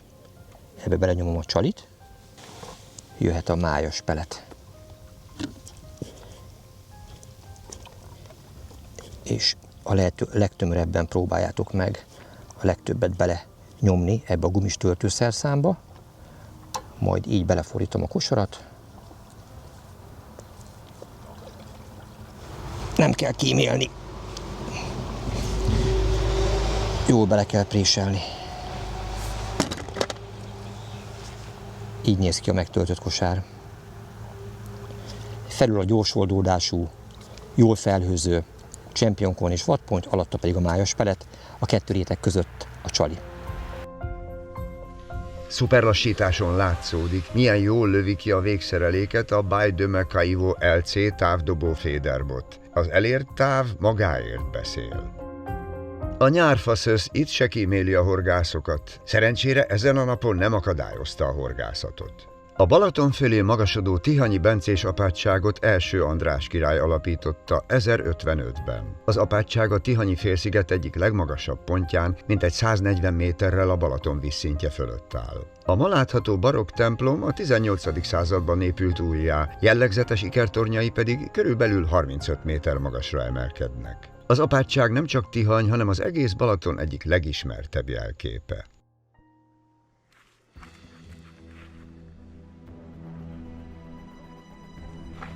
A Magnum újfent elsült, és ez bizony egyértelműen erősebb, termetesebb halnak ígérkezik. Kapása is nagyon agresszív volt. A bot is beleállt, és most is húzza. Nagyon fontos, hogy amikor változtattok, amikor próbáltok akár szelektálni, nem kell durván egyből mindent megváltoztatni, lépésről lépésre kell haladni. Ugye elsőként változtattam a tölteten, mást helyeztem a kosárba. A gyorsan oldódó vadponty és Champion Corn helyett halaspelet került a kosárba, majd utána kezdtem el a csali méretét növelni. Így lehet egyébként konzekvenciákat levonni, hogy mi az, aminek valóban van értelme. Ha mindent egyből gyökeresen, drasztikusan megváltoztatunk, akkor nem tudjuk, hogy melyik tényező volt az, amely végül eredményt hozott. Miután meglett a megfelelő töltet, ami most úgy néz ki, hogy májas pelet a kosár alsó részébe, míg a felső részében pedig a gyors oldódású Champion Corn és vadponty. Utána úgy néz ki, hogy meglett a megfelelő csali is, ami most jelen pillanatban a Monster Magnum Hot Mango. Ujjj. Nagyon megy jobbra. Mivel rengeteg a kagyló a környéken, célszerű a halat folyamatosan kontroll alatt tartani és a lehetőségekhez képest a vízréteg felső harmadába felhúzni. Ebben segít a 425 cm-es féderbot. De ez nem jelenti azt, hogy erőből fel kell húzni, mert az a hal elvesztéséhez vezethet. Jól beállított fékkel, de határozottan kell fárasztani.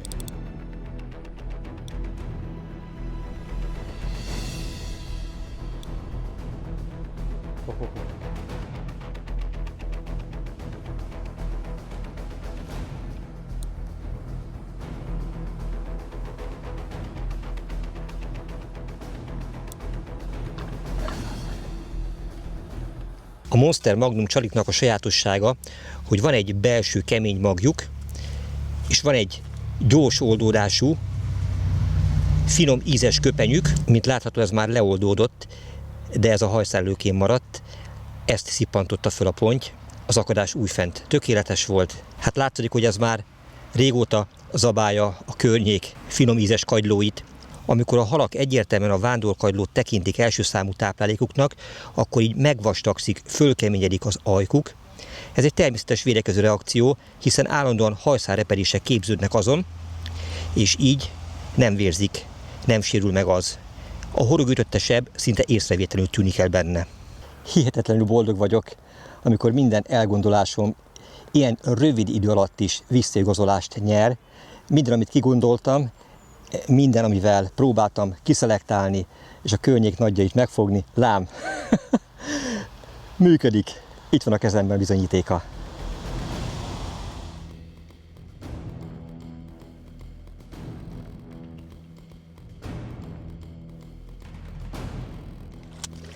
Köszönöm a születésnap ajándékot.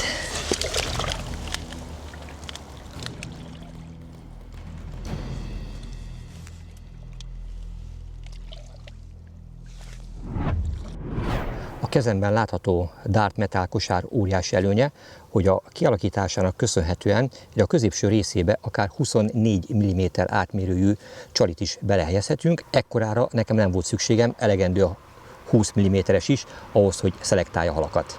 Ugye így néz ki a golyó, amikor még a friss, finom, oldódó kéreg rajta van, és miután ez leoldódott róla, akkor az a kemény főzött mag marad, amelynek az átmérője 12 mm, míg a teljes méret a csalinak 20 mm. Jól látszik, milyen gyorsan visszaáll nyugalmi helyzetbe dobás után a bot.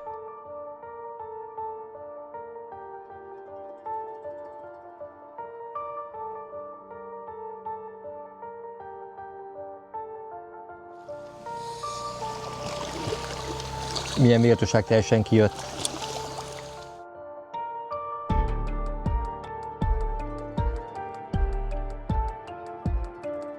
Május 4-e van, lassan indul a vitorlás szezon is a Balatonon.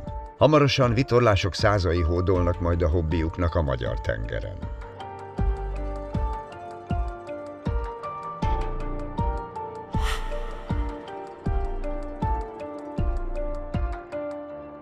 A munka nem állhat meg, még horgászat közben is vannak olyan telefonok, amikkel foglalkozni kell. Bár ha kapás van, az mindent felülír.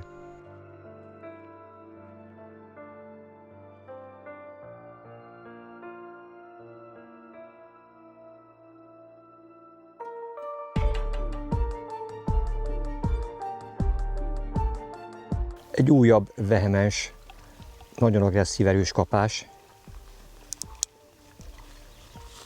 és tartja is magát a hal.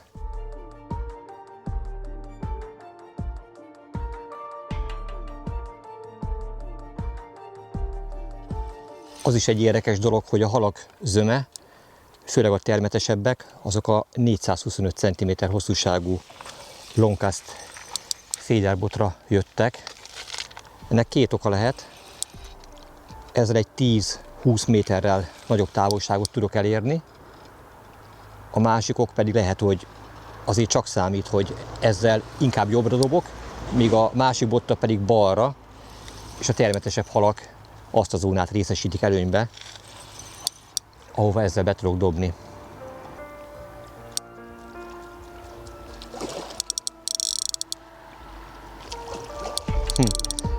Nincs olyan nagy, mint az előző, de jó erős hal ez is.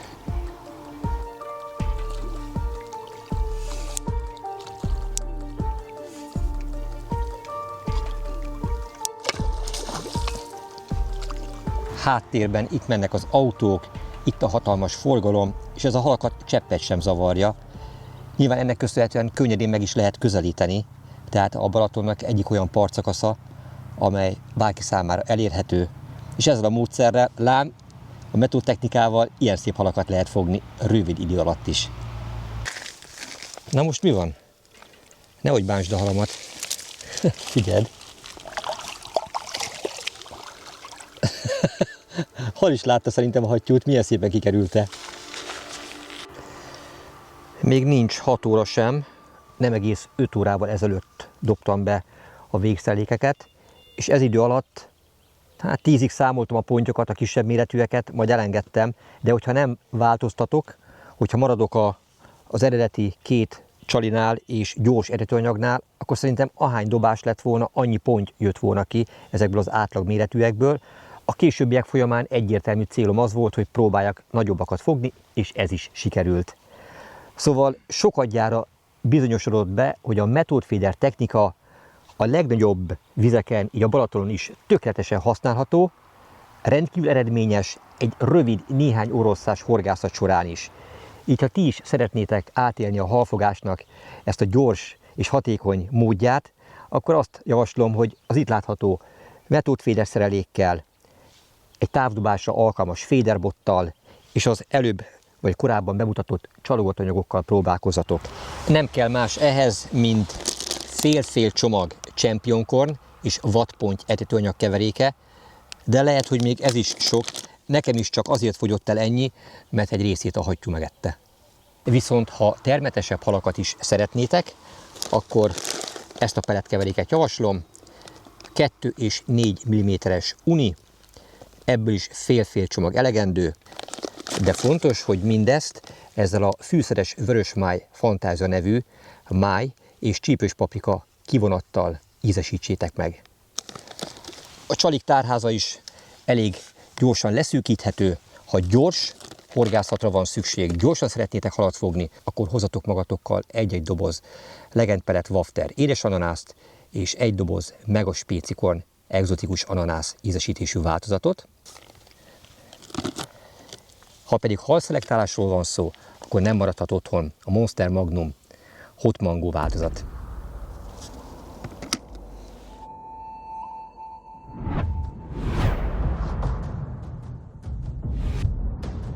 Balaton, 7. helyszín, Balatonszentgyörgy.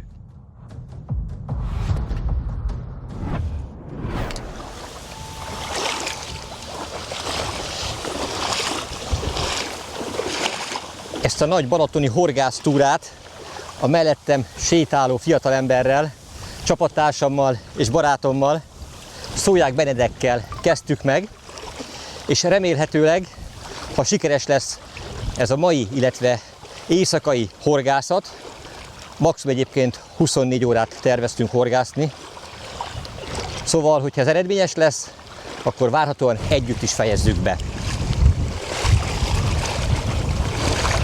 Most egy olyan módszerrel készülünk nagy pontyokat fogni, amely főleg a déli sekélyparton különösen eredményes.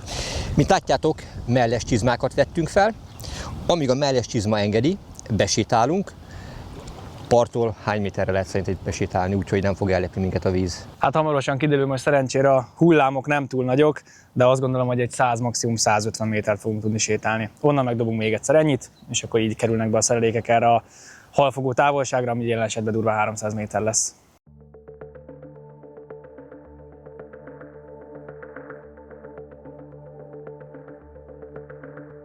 Szinte hihetetlen, de helyenként olyan kemény az aljzat, hogy még a bottartók leszúrása is komoly kihívást jelent.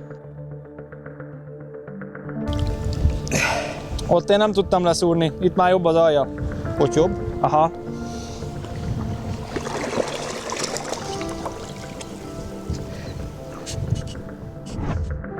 Kezdetben 24 mm-es csalikkal kezdjük a horgászatot, natúr, illetve az ízesített változatokkal, és hogyha a kapásszám, vagy esetleg a halak mérete indokolja, akkor idővel esetleg fölkerülnek majd a 30-as csalik is, de kezdetben ezek repülnek most a kiszemelt helyre. 2 különböző horogelőkével próbálkozunk. Nekem a dobos horgászatok során mindig ez a félmerev fluorokarbon horogelőke és a meghosszabbított, szintén fluorokarbon hajszálelőke vált be, míg Benő neki pedig a bevonatos Fonoginor, amelynek az utolsó 2 cm-ét meghámozza, és egy sörítólommal lesúlyozza. Neki ez jobb akadást biztosít, ezért ragaszkodik hozzá, illetve a dobások során sem gubancolódik. Pudin próbálja az evés, bevetjük mind a 2 végszereléket, aztán halak választ adnak arra, hogy melyik horogelőke típus itt most a fogósabb, melyik ad több halat, illetve a fűszeres vagy a naturcsali ad nekünk nagyobb vagy több halat. Nagy izgalommal várjuk, hogy mi áll előttünk, milyen halakat fogunk fogni, mit ad ez a horgászat. Botok felcsalizva séta be addig a pontig, ahonnan még el tudják horgászaink dobni a felcsalizott szereléket. Minél nagyobb távra sikerül begyalogolni, minél nagyobbat sikerül dobni, annál nagyobb az esély a halfogásra. Egyszerűnek hangzik ez a képlet. Ne éljen a vízbe, mielőtt ellendítem.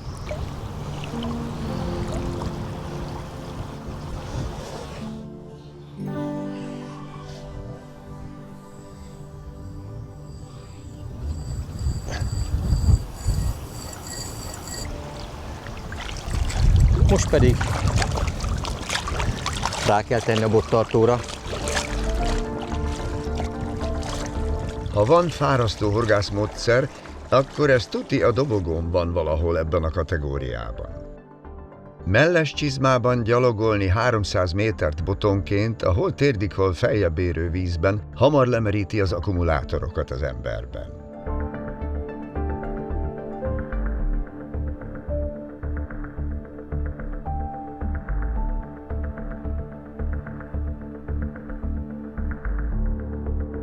Benő is minden erejét beleadja a dobásokba.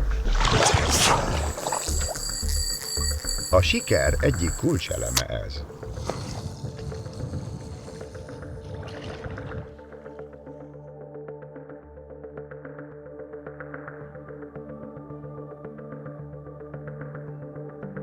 Mivel a bottartók a vízben vannak elhelyezve, elektromos kapásjelzők segítenek a kapás észlelésében a parton.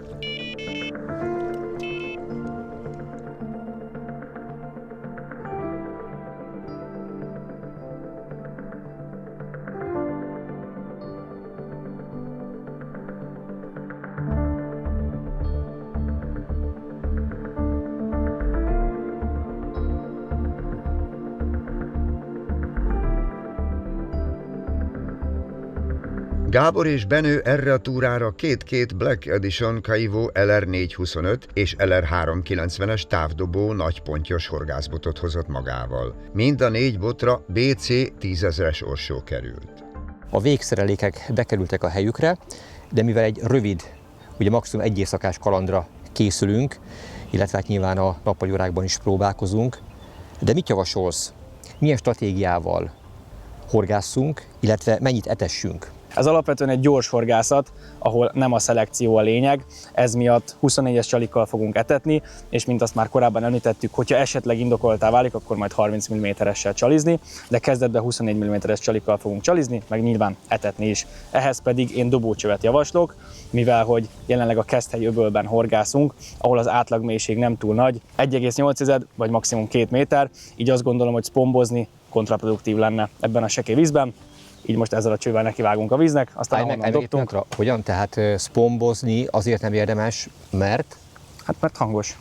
Aha, tehát ebben a sekély vízben úgy gondolod, hogy ha megspombolnánk most jelen pillanatban, akkor a környéken lévő halakat nem úgy ide vonzanánk, hanem elzavarnánk? Én azt gondolom, hogy egy ilyen sekélyvízű pályán ez eléggé a visszájára sülhet el, akár a Kis-Balatonon is, ott is mindig dobócsövezünk, pont ezért, mert az átlagmélység rendkívül kicsi, ez miatt én úgy gondolom, hogy ezzel sokkal eredményesebbek tudunk lenni. Így innentől kezdve rögtön az etetés pillanatától már tudjuk fogni a halat. Itt a Balatonon nincs olyan, mint mondjuk egy intenzíven telepített tavon, hogy akár a pontyok már megszokják a spomnak a hangját, és akkor jönnek rá, itt sajnos az ellenkezőjére hatna. Értem. Oké, elfogadom, hogy mondasz. Nyilván többet horgászol itt, több tapasztalatod van erről, de tudod, ez is egy segítség mindazoknak, akik ki akarják próbálni ezt a módszert, tehát a spombot sekélyvízbe ne használják, ha kevés idejük van a horgászatra.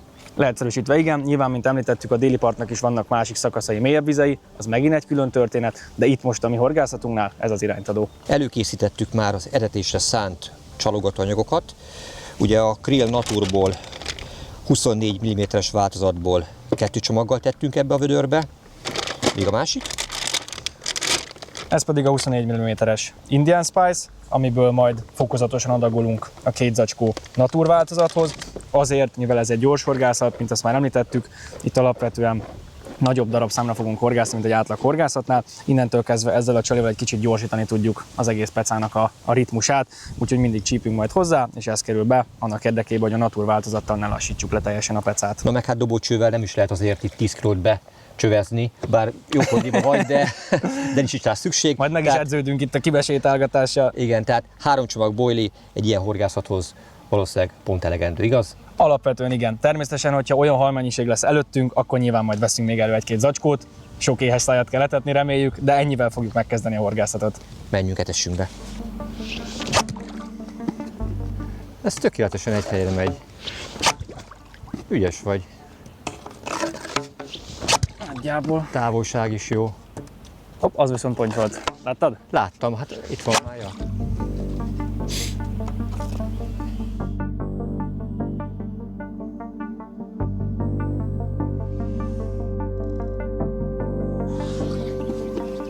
Szövekelt a lábam. Jaj.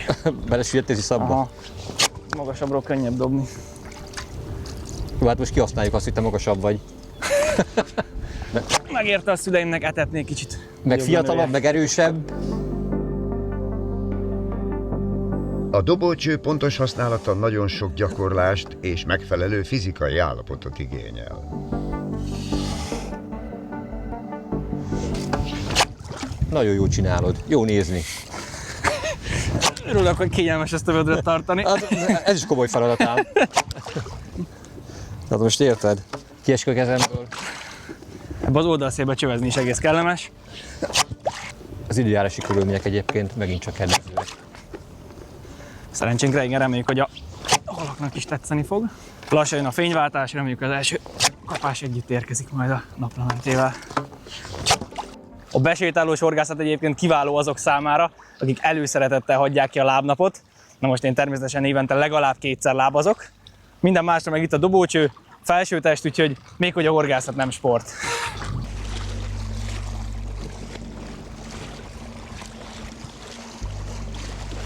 A vártnál jóval hamarabb jelentkezett az első hal a hordon. A kapásjelző a parton jelezte, a piros jelzővel ellátott szereléket húzza egy pont.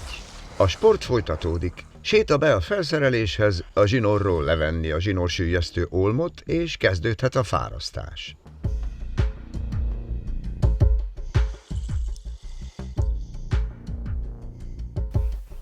Még be se sötétedett, de már horgon az első hal. Nagyon jó húzós kapásra ugrottam melles csizmába. Egyelőre 1-0 a bevonatos előkének és a naturkrillnek. Ilyen sekély víznél célszerű a hal elé menni. Ne akarjuk minden áron a térdig érő vízig kifárasztani. Ilyen gyorsan számítottál rá, hogy lesz kapás? Hát, az túlzás lenne, hogy számítottam rá, de reméltem. Nagyon együttműködő volt ez a hal, kifejezetten jókor jött, mert hogy végeztünk a pakolással, megvárt, hogy megvacsorázzunk, és épp akkor rántott el. Pont így történt, ja. Nincs én botom, te botod. Sorsoltunk az elején, és Benőre esett az első hal megfogásnak a lehetősége. A következő kapás teljesen mindegy, hogy melyik boton jön, az majd rám vár, én fogom kifárasztani, úgyhogy igyekezzél mielőbb megfogni ezt a halat. Meg alak is igyekezzenek. Elég fürge. Nagyon szép, olyan 22 kilósnak látom így az első Csak a szeme? megmozdulás alapján. Hát a szeme 22 kiló. Kicsit lefogyott, de nem reménytelen a helyzet. Figyelj, így hátulról becserkelem. Beleugrott. Köszi. Figyelj, kezdésnek tökéletes. Hát épp, hogy most dobtunk be, persze, hogy tökéletes igazából. Megbeszéltük az elején, hogy ez egy relatív sokhalas peca, meg hát alapból is ki a kicsit nem becsüli. Nagyot úgy sem fog. Ez így van. Na, jó van, hát előbb szabadulsz. Na, hát akkor a rövid horgászatunk első hala. Valahol el kell kezdeni. Fogtunk a múltkor nagyon szép nagy pontyokat. Jó, Most tudom, mindenki. mindig ilyen 25 kilós pontyokat szeretne a Balatonból kifogni. Nem, ugyanúgy örülünk egy ilyen halnak is. Engedd nem is vissza. Na, nőj még nagyon nagyra. Viszlát, szia! Folyt köv! Így igaz. Na nézzük meg, hogy a Horoghegyét Horoghegye? Hát, most mindjárt csekkoljuk. Ez egy kritikus pont egyébként, hogy Gatya. a Horoghegyét azt mindig le kell ellenőrizni. Neki is el a korgotgatni, mert ez így nem lesz elég. A horog előke, és főként a horoghegye az, ami az egyik legfontosabb tényező a pontyhorgászatban, ugyanis, hogyha itt valami nem klappol, akkor nem lesz jó az akadásunk. És bizony nagyon nem mindegy, hogy hány hal fújja kezelőkénket, úgyhogy abban a pillanatban, hogy egy pici sorja, vagy bármi kis görbület keletkezett a horoghegyén, akkor azt azonnal cseréljük, mert bizony, bár közhelyes, de a siker a részletekbe rejlik. Itt az új kész előke, amit most gyorsan mindjárt be is dobok.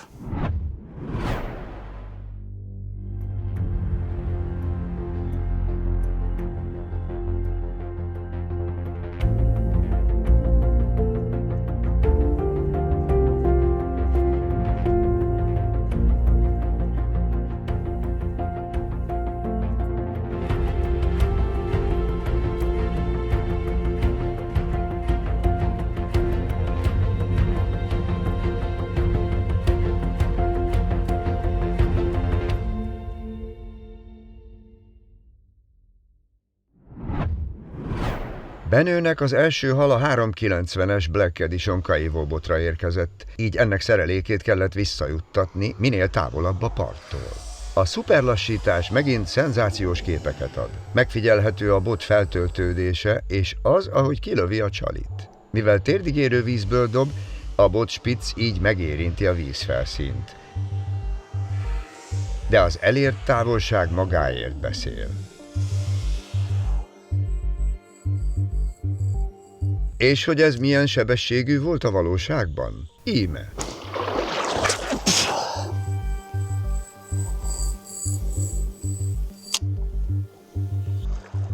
Nagyon megkedveltem ezeket a Kaivo botokat, egyszerűen hihetetlen az, hogy fel lehet őket dobás közben tölteni, és mindemellett még tök rugalmas. Tehát úgy kilövi a csalit, mint az állat, és mint láttátok egy 5 kilós ponynál is fárasztás közben milyen szépen dolgozott. Mi lesz, ha majd egy rendes ellenféllel akad össze? A nap lassan lebukott a látómezőn. Aktívan indul a peca, vajon marad ez a kapás sebesség?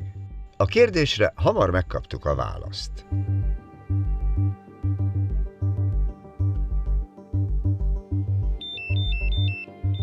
Futás a botokhoz, ezúttal Gábor indult fárasztani.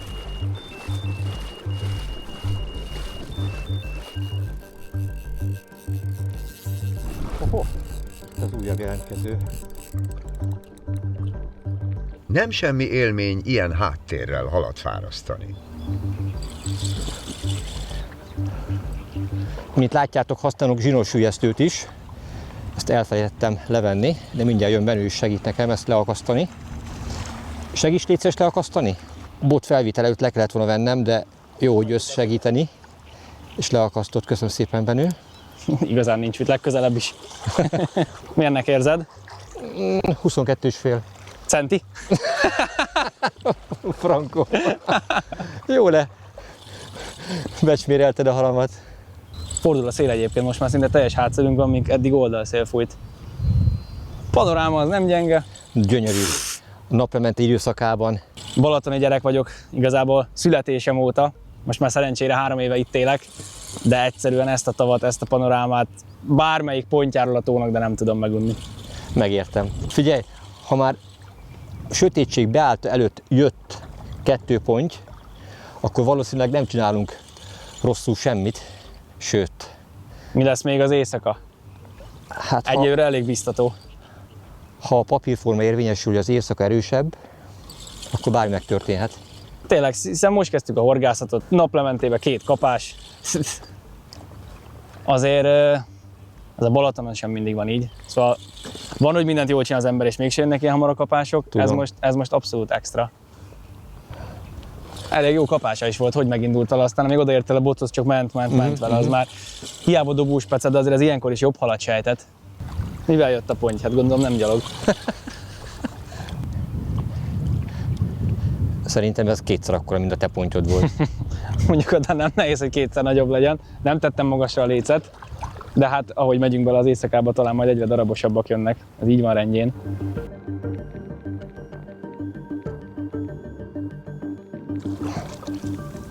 Bum. Na? Egy szép sudár. De ez elég vékonyan akadt, de lám Ez a rugalmas bottal még így is kijött. Na, ez már egy szép formás. Milyen pont? Mindig elfejtem. Sudár, szép lassan megtanulod. Egy nyurgatestű tőponty, egy szép sudár ponty. Igazi őshonos balatoni. Köszönöm szépen az élményt.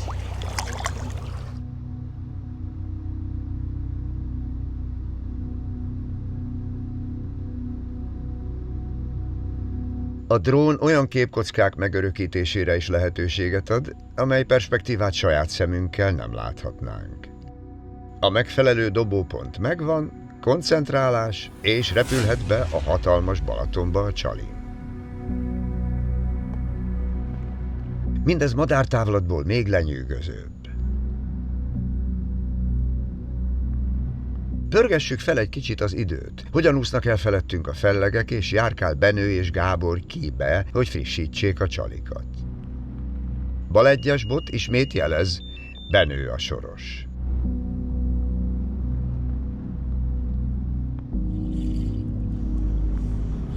Ha módotok van rá, ezt a fajta horgászatot mindenképp próbáljátok ki. A nap már lebukott, 10-20 perc és teljesen besötétedik, de a még vöröslő nyugati égbolt hátterében pontyot fárasztani, ez a horgászat egyik legszebb élménye. Közben Gábor is megérkezik a merítővel. Csapatmunka ez a horgászat. Milyennek érzed? Hát szerintem hasonló lesz, mint a tiéd. Vagy egy 2 centivel nagyobb? Próbállak utolérni. Hát az előbb fő kell kelned. Ahhoz még több zapkását kell lenned. Rajta vagyok, mindjárt meg is bontom a vacsorát. A másodikat.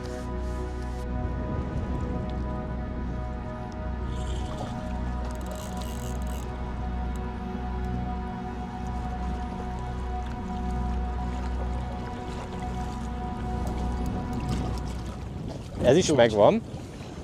Na, hát mondtam, hogy hasonló forma, mint a tiéd. Ez egy fehér kojipony. Szerintem olyan, mint a tesója lenne. Hülyeskedek, csak itt a fényben tűnt egy kicsit fehérnek, vagy világos színűnek. Igen, az előzőnek a tesója. Azt hiszem, egy igazi tűzijátékba csöppentünk itt. Gyakorlatilag még mindig nincs teljesen sötét, és a harmadik pontja kezünkbe. Van még egy érdekes tanulság, miközben a halat szépen visszaengeded. Na, nem hagyod, hogy megpuszélak? Na, szia! Futás! Ez a tanulság nem más, mint mind a 3 hal a bal szélső botról érkezett. Tehát úgy néz ki, mintha halak ebből az irányból érkeznének, és ott állnának meg elsőként. Pedig nem etettünk sokat, meglátjuk, Igen, hogy igen. mi indokolja ezt, illetve hogy majd ahogy sötétedik, vagy egyre inkább megyünk előre az éjszakába, lehet, hogy tovább haladnak, nyilván az a realitás, majd meglátjuk. De egyébként izgalmas, meg jól indul az este. Ha ilyen aktív lesz az éjszaka, reggelre hullafáradt lesz mindenki, az biztos.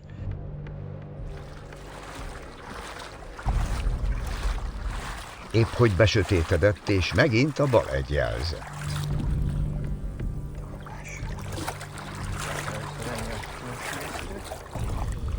Zsinórsüllyesztőt levenni, kezdődhet a fárasztás.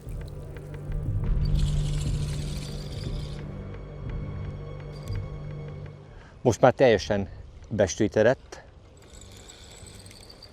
és 4-0 a bal egy bot javára.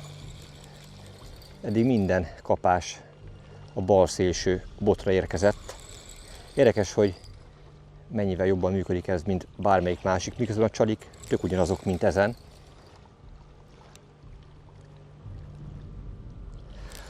Aztán, hogy nagyobb lesz vagy sem, mint az eddigi pontyok, az hamarosan ki fog derülni.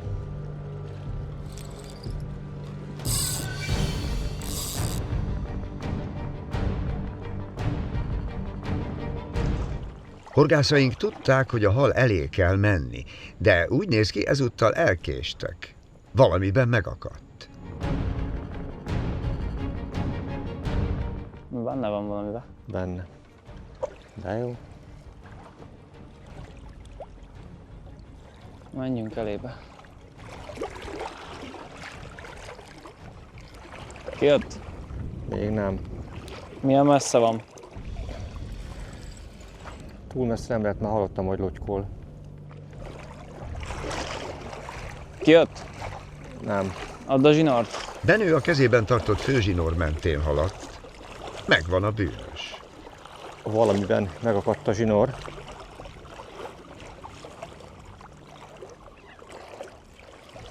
Itt van megakadva?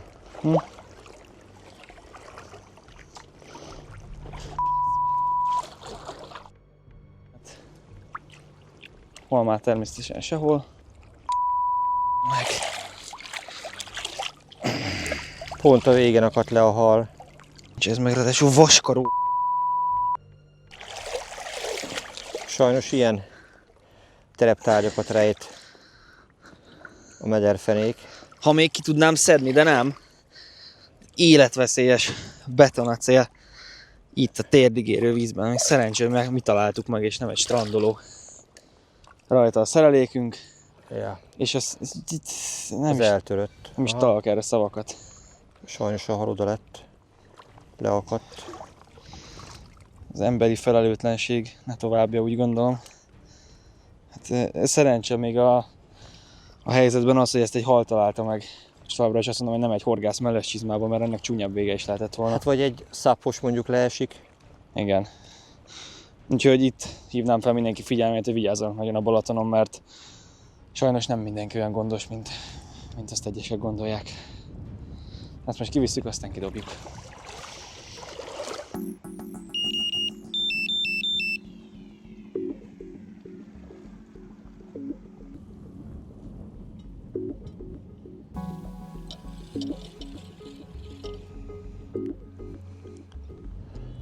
Az éjszaka sötétjében újra megszólalt a kapásjelző hangja, és ezúttal a jobb szélsőbot sült el,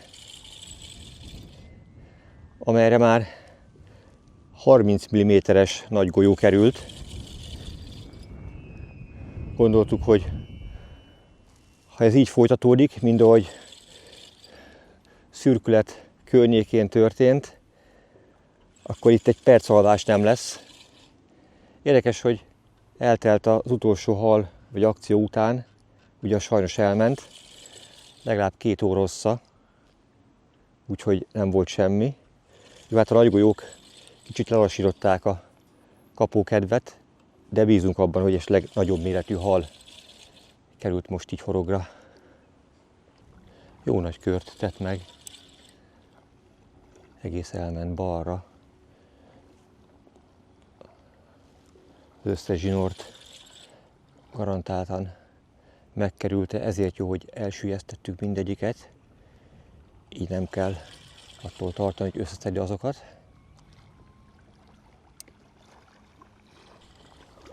Aha, itt van már a hal.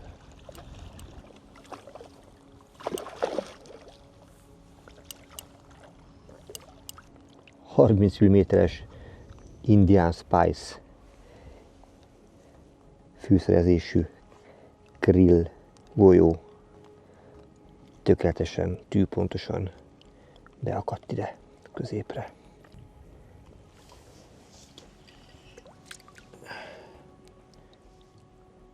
Még a Horoghegye is jó. Lassan, de biztosan növeljük a méretet. Most a legnagyobb kihívást a halszelektálás jelenti. Már mennyire lehet szelektálni. Nyilván mindenki a legnagyobbat akarja az adott helyből kifogni. Aztán ez vagy sikerül, vagy nem.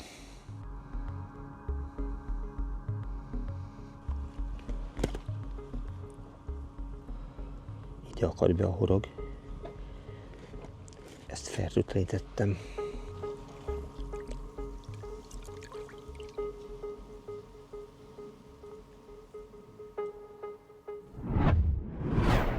Egy nagyon intenzív, nagyon fárasztó éjszakán vagyunk túl. Ennek a képsorait hamarosan látni fogjátok. Itt törölgetjük itt a csípáinkat. Sokat nem aludtunk, de hát nem is azért jöttünk. Így van. Viszont tartozok még egy nagyon kellemes kötelességemmel, amelyben Benőt szeretném bemutatni, csapatunk ifjú tagját. Benő, hány éves vagy? 23 éves leszek pontosan egy hónap múlva. Emlékszel rá, hogy hány éve kerültél a csapatunkba? Hú, ez egy jó kérdés, mert a Volt ennek egy folyamata. igen, tudom. a Haldorádó folyamatosan fontos szerepet töltött be az életemben kiskorom óta kezdve, de nyilván erre majd kitérünk még egy pár gondolat erejéig. Azt hiszem, hogy ez a 7. szezonom, amit a Haldorádó színeiben horgászom, és nagy büszkeséggel állok most is itt. Tehát 16 éves volt, amikor a csapatunkba került, amikor felfigyeltünk rá. Rokja Péter barátom volt az, aki fölfedezte őt, és az egyik legtehetségesebb horgász, akivel valaha találkoztam, és nagyon büszke vagyok rá, hogy a csapatunk tagjai között tudhatom. És biztos mondhatom azt, anélkül, hogy szerintem ezt te túlértékelnéd, vagy elbíznád magadat, 20-30 évente születik olyan tehetséges fiatal horgász, mint te. Benned minden megvan ahhoz, hogy a jövő nagy horgásza lehess. Én tudom, majd 20-30 év múlva, amikor visszanézel, és visszagondolsz el a beszélgetésre, akkor megint azt fogod mondani, hogy Nagyon megtisztelő a szádból ezt hallani, Gábor. Nem is tudom pontosan, mit kéne erre mondanom, hiszen nagyon jól esik, és köszönöm. Annyit mondj, hogy Igazad volt. Mert Jó. általában belátod, hogy az idősebbnek igaza van. Jó, hát szerintem 20-30 év múlva is ismerni fogjuk egymást, úgyhogy majd emlegetni fogod. Efelől nincs kétségem. Nyilvánvaló, nagyon fontos, és számos alkalommal elmondtam azt, hogy az utánpótlás nevelés számunkra egy kötelesség, egy olyan megvalósítandó feladat, amelyet nem csak szavakkal, szép szavakkal kell bizonyítani, hanem tenni is kell érte. Benni az egyik olyan példája annak, hogy hogyan lehet, most nem tudok jobb szót mondani, mint felkarolni egy olyan fiatal tehetséget, aki végül megvalósíthatja az álmait. Mert ugye nagyon jól tudom azt, hogy sokan szeretnének ebből a nemes hobbiból megélni. Sokan szeretnék ezt hivatásuknak tekinteni, és végül ebből pénzt keresni, de mégis nagyon keveseknek adatik meg. Benni, a te példa a legjobb példa arra, hogy itt a Balaton környékén megtalálta ennek a módját, mesélj erről, ezzel is ösztönözve, inspirálva a hozzád hasonló korúakat. Én nagyon szerencsésnek mondhatom magamat, mert a horgászat most már nem csak a szenvedélyem, hanem egyben a munkám is. Azt hiszem, te tudod, hogy a legjobban ez mekkora kiváltság. Én jelenleg második éve dolgozok a Szigligeti horgászparadicsomban, ahol pontyos horgászhelyek üzemeltetése mellett az idei évtől már aktívan foglalkozunk horgásztúravezetéssel is, innentől kezdve pedig ragadozó halastúrák és egyéb nyíltvízi horgászmódszerek bemutatása vagy segítése a cél. És visszakanyarodva arra, amit mondtál, azt hiszem, hogy ez egy nagyon hosszú folyamat, és alapvetően elég nehéz idáig eljutni, és sokaknak nem biztos, hogy azért nem sikerül, mert ügyetlenek, hanem nem elég kitartóak, mert hogy azért ez nem fog egyik pillanatról a másikra jönni, és a közhely, de hogy a kitartás mindig elnyeri a gyümölcsét, ez nem fog egyik pillanatról a másikra megtörténni. A bottartókra egy-egy zöld színű, magas fényű világító bója felkerült, ez segít tájékozódni a sötétben.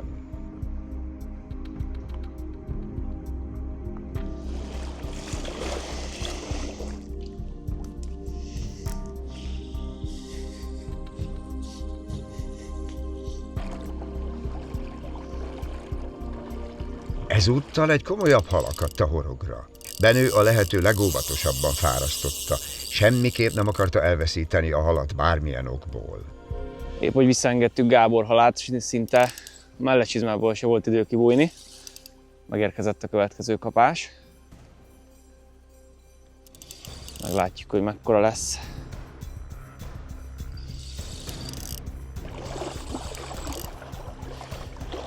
Nagyon különleges hangulata van ennek a horgászatnak. Az éjszaka kellős közepén, tök sötétben sétálunk a Balatonban, bízva abban, hogy egy újabb nagy ponty kerül hamarosan a merítőbe.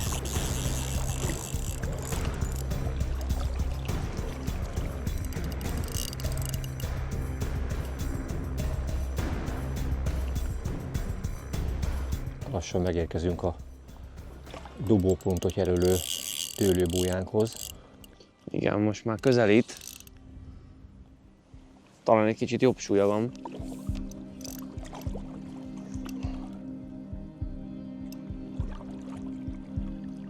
Még egy picit? Ez az. Megvan. Kicsit összegubancolódott a lágy horogelőkéd, de az akadás itt is tökéletes volt. És akkor így a banda nagy. Az eddigi legnagyobb, ez biztos, hogy már 10 kg felett van. Azért egy éjszakás pecán a Balatonból, ez is egy nagyon szép eredmény már. Az 5. megfogott halunk, és ami érdekes, hogy az 5-ből 4 az a lágy horogelőkére és a bal szélső botokra jött, most a lágyhorog előkének, vagy pedig a helynek köszönhető, hogy az a része jobban adja a halakat, arra majd reggel választ adunk.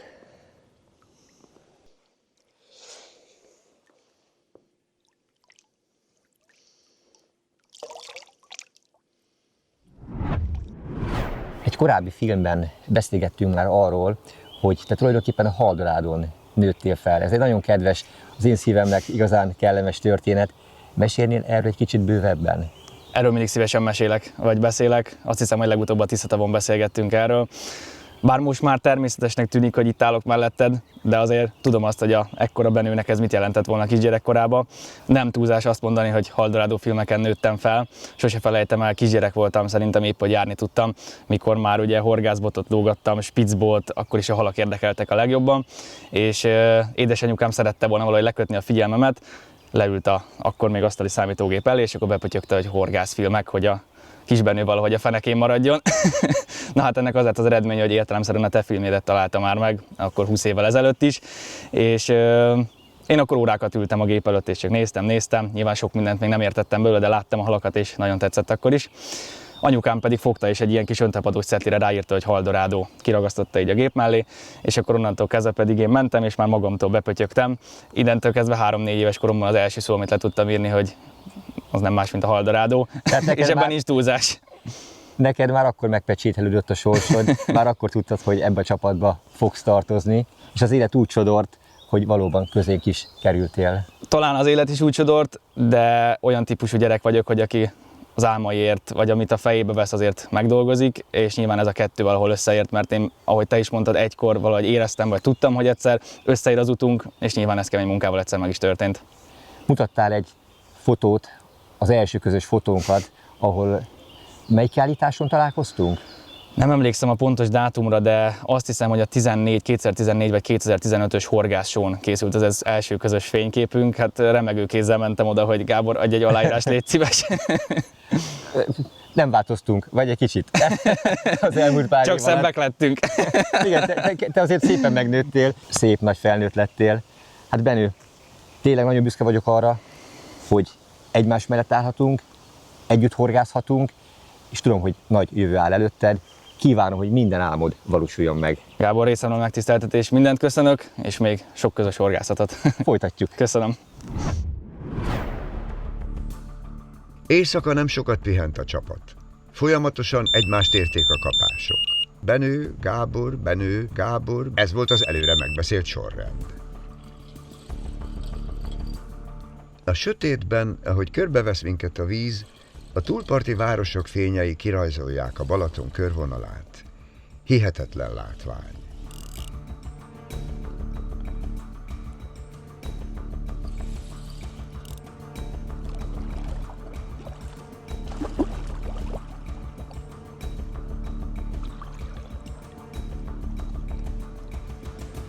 Ott a 30-as Natul Krill golyó a szája sarkában. De rám önmagában még ez is kevés ahhoz, hogy az igazán nagyokat kiszelektálja. Szépen befordult a szája sarkába. A golyó még hibátlan, mehet vissza.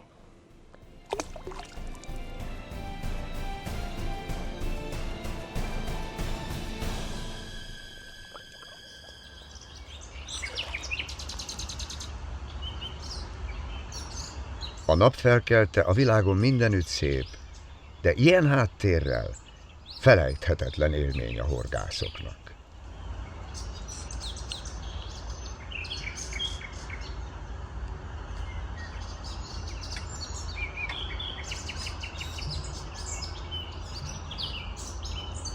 Nagyon érdekes és hasznos tapasztalatokkal lettünk gazdagabbak ez alatt a rövid időszak alatt is. 24 órára terveztük a teljes horgászatot, de mivel mindannyiunknak dolga van már, és teljesen őszinte vagyok, mivel a nagy balatoni horgásztúrám utolsó epizódjához érkeztünk, úgy rendesen el is fáradtunk, tehát nem bánom azt, hogy most 9 óra van, és ezt be fogjuk fejezni. Illetve az is egy érdekes és egyértelmű tanulság, hogy még ugye világosban 18 óra környékén fogtuk meg az első halakat, ugye? Nagyjából igen, és akkor És utána... ahogy mentünk bele a tűzijáték. sötkedésbe, majd jött az éjszaka, és brutális. Tehát ugye a 6.-7. hal megfogása után már egyértelműen az volt a célunk, hogy hogyan tudjuk ez alatt a rövid időszak alatt is szelektálni a halakat, hogyan tudunk még nagyobbakat fogni. Felkerültek a 30-as golyók, amely részint tudta csak szelektálni a halakat, de azért így sicsokunk parasztra, hiszen 10 nem tudom hány esemény volt, sajnos volt veszített halunk is, amelyből megfogtunk 8 vagy 9 darabot. Annyit biztos, meg hát ugye azért a 30-as csalival fogtunk 10 kg feletti pontyot is már, ami egy ilyen rövid horgászaton a Balatonon, én azt gondolom, hogy egy nagyon szép eredmény. Említést tettem arra, hogy a Nagy Balatoni horgásztúrám utolsó állomáshelye és utolsó érdekes pontyfogó, nagy pontyfogó módszerének a bemutatója és helyszíne volt ez a régió, de el kell azt is mondanom, hogy ez volt egyben a legfárasztóbb. Tehát látszólag egy egyszerű dolog, csak besétálsz a vízbe, majd kihozod a szerelésedet, miután dobtál, majd újra megteszed, bemész, dobócsővel dobsz rá. Tehát annyira fárasztó, aki ezt nem szokta, ahogy mondtad, tehát Igen. ez a legintenzívebb lábedzés, amit valaha megélhettem. Szerintem olyan izomlázom lesz, hogy 2 napig lábra sem bírok állni. Meg a bokáig érő iszap sem segít, illetve azért az mellett sem menjünk el szó nélkül, hogy azért hányszor dobtunk idáig álló vízből, tehát önmagában már az egy kemény feladat, hogy megtartod magad, bedobsz jó távolságra, csövezel rá. Nekem, mint látható, egy másik melles csizmát kellett felvennem, mert az éjszaka kellős közepén megbudjantam, tehát ezzel is még kalkulálni kell. Pont az történt, amit mondtál, hogy húztam a lábamat, és a iszamba ragadt, és persze befolyt a melles csizmámba a víz. Na mindegy, szóval ennek van szépsége, de hát a végeredményt jegyzik. Ez egy fantasztikus horgászat volt, és ugye azt ígértük, hogy reggel még összegezzük a tapasztalatokat. Én azt látom egyébként, hogy a horogelőke típusok között igen, többet fogtunk az általad preferált fonott zsinóros horogelőkével, lágy horogelőkével, de ez talán azért is lehet, mert a baloldali részéről jöttek a területünknek a halak, és ugye mivel zömében arra érkeztek a halak. Mi mit gondolsz erről? Biztos, hogy mind a kettő működik. Ugye az is teljesen logikus gondolatmenet, hogy balról érkezett a hal, a bal szélső botunkkal fogtuk a legtöbb halat. Tök jó az is, és buzítanék mindenkit, hogy menjen ilyen horgászatra, mert mint ezt bemutattuk, kicsi a felszerelés igénye, rövid idő alatt is nagyon jót lehet horgászni. Nem kell hozzá már csak egy pár marék csali, 2 bot. Én is munkából érkeztem, munkába is megyek, és egy tök jót horgáztunk közben éjszaka, tehát ez a horgászat, ez ennyi. Az egészben a legmegdöbbentőbb, amit szerintem nagyon kevesen akarnak elhinni és elfogadni, hogy a 3 csomag boiliból, amiből 2 volt natur, egy pedig Krill Indian Spice ízesítésű, még mindig maradt legalább 1 csomagnyi. Tehát ennyi is elegendő ahhoz, hogy a nagy pontyokat meg tudjuk fogni. És ez működött a Rapid Peca során, és működött, amikor célzottan behúzós pontyhorgászat során nagy testű halakra horgáztunk. Tehát, hogyha valaki egy egész évben jól működő, biztos csalit keres a Balatonra, gyors horgászatra, nagyhalas horgászatra, a Krillforce termékcsaládba megtalálja a hozzá szükséges csalikat, etetésre szánt boilikat, balanszokat. Nem hiába nekem is a kedvencem, illetve fogtam vele már számtalan 20 kg feletti pontyot, és azt hiszem, hogy még fogok is vele párat. Köszönöm szépen, Benő, újfent a segítségedet. Együtt kezdtük, és együtt is fejeztük be ezt a fantasztikus kalandot. Én is köszönöm a lehetőséget, nagyon jó volt újra együtt horgászni, meg ilyen szép halakat fogni közösen, úgyhogy hamarosan folytatása következik. Egyúttal szeretném megköszönni Újfent Benőnek, illetve minden közreműködőnek, aki egy kicsit is hozzátett ezeknek a nem hétköznapi filmeknek az elkészítéséhez, amely bemutatta a Balaton sokszínűségét, bemutatta rendkívül változatos halfaunáját, és összesen ugye kezdődött a horgásztúránk, április 25-én kezdtünk Kis-Balatonon, a Kányavári szigeten, és ma május 6-a van. Tehát 12 napot horgáztunk megállás nélkül, és ezen időszak alatt 7 különböző helyszínen 7 különböző módszert tudtunk bemutatni. Ez is jelzi egyébként, hogy milyen sokféleképpen lehet horgászni, főleg a pontyfélékre. A ragadozó halak azok nem voltak ennyire közreműködőek, hiszen ez időszak alatt azért voltak sikeres és sikertelen próbálkozásaink is. De mint ahogy Benő barátom mondta, ez így hiteles és így teljes értékű. Ránk vár még a horgászfelszerelések kivétele, összecsomagolása, majd a hazautazás. Ha tetszett mindez, amit láttatok, dobjatok egy lájkot, és hamarosan újabb, nem hétköznapi kalandokkal jelentkezünk. Ha tetszett a film, lájkold és oszd meg horgászbarátaiddal.